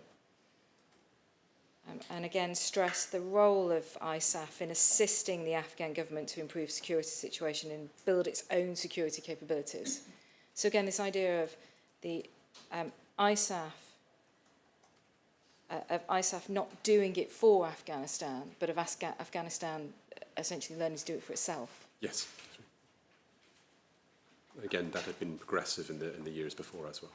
And so that period has been building to what we see here, which is the beginnings of looking forward to transition. Yes.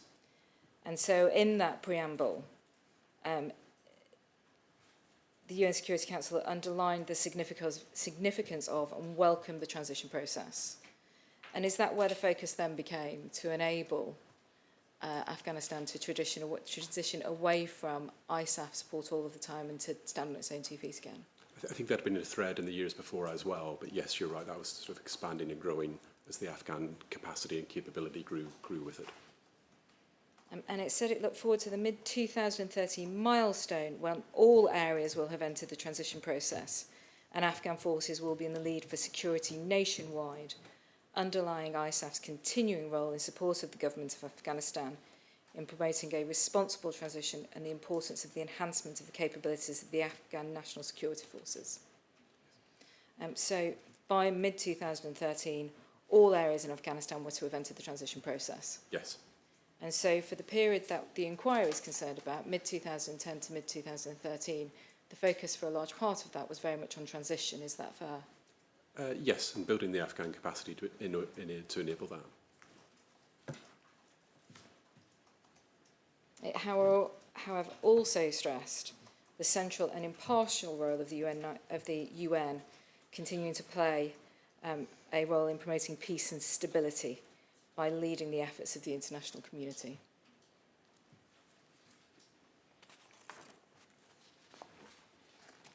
But whilst recognising the aim for transition, within the Security Council resolution, it was still recognised, was it not, that the situation in Afghanistan still constituted a threat to international peace and security. Yes, there was still a large insurgency. And why did Afghanistan still constitute such a threat to international peace and security, not just peace and security within Afghanistan? I think looking back at the history, as we previously said, the Taliban had clearly offered a safe haven for international terrorist groups to train and equip. There was a risk that if the Afghans were not able to maintain their own security, then perhaps there could be a regression. And so therefore it reauthorised all member states participating in ISAF to take all necessary measures to fulfil its mandate. Yes.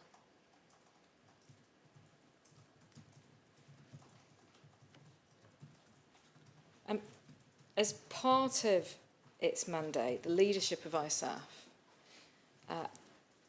it was required to keep the United Nations Security Council regularly informed.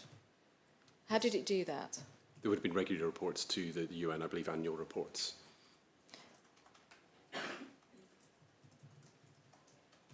So, sorry, forgive me, monthly reports. I was going to say, so it was monthly reports and a final comprehensive report.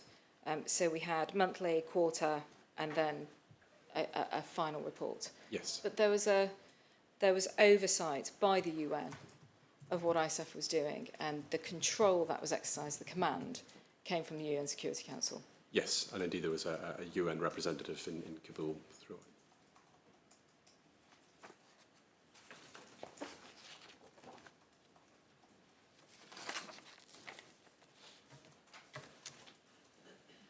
So dealing with that control, and it's what you've termed operational control in your witness statement, you've already explained that since 2003, NATO led ISAF on behalf of the UN. Yes. And it developed its operational policy. You've described how it provided headquarters, but did this also involve providing its commander and all the subordinate structures? Yes, it did. Was it responsible for ensuring the provision of forces by member nations?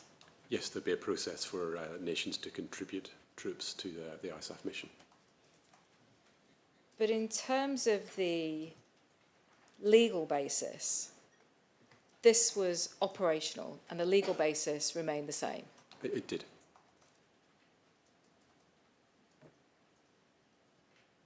So in terms of membership of ISAF, how many NATO and partner nations contributed to ISAF at its peak? At its peak, it would have been 50 nations. 50 different nations? Yes. And in terms of the forces, approximately how many? Up to 130,000 forces across Afghanistan.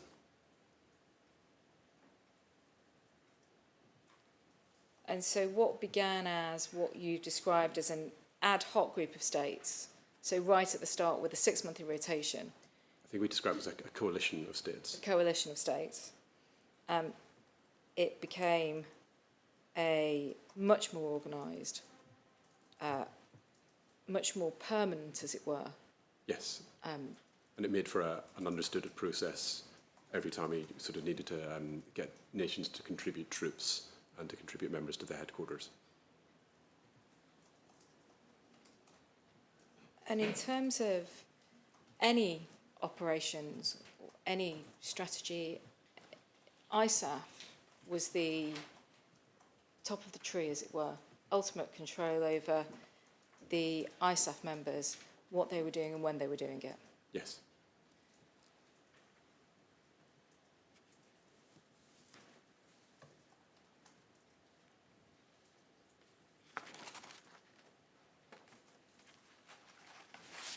So that's ISAF and the control exercised and the responsibility for the ISAF mission in Afghanistan.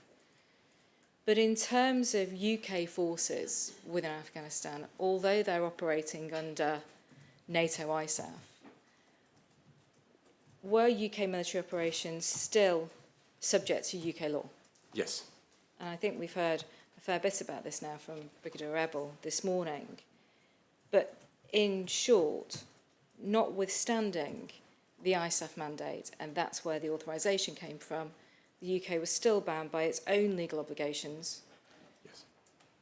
whether that be international law or whether it's domestic criminal law. Yes, predominantly the law of armed conflict and UK domestic law. And so working under ISAF didn't change the fact that any of our UK personnel was still bound by those laws, of the law of armed conflict and domestic criminal law. No, it did not change that. So I know it's a couple of minutes before 1 o'clock, but I'm going to turn to the second part of Mr. Martin's evidence. So would that be convenient? Indeed. Indeed. Thank you, Ms. Broom. Mr. Martin, we're going to break now, please, until 2 o'clock. And as I say to all witnesses, please do not discuss your evidence with anybody in the meanwhile. Of course. Thank you. 2 o'clock, please.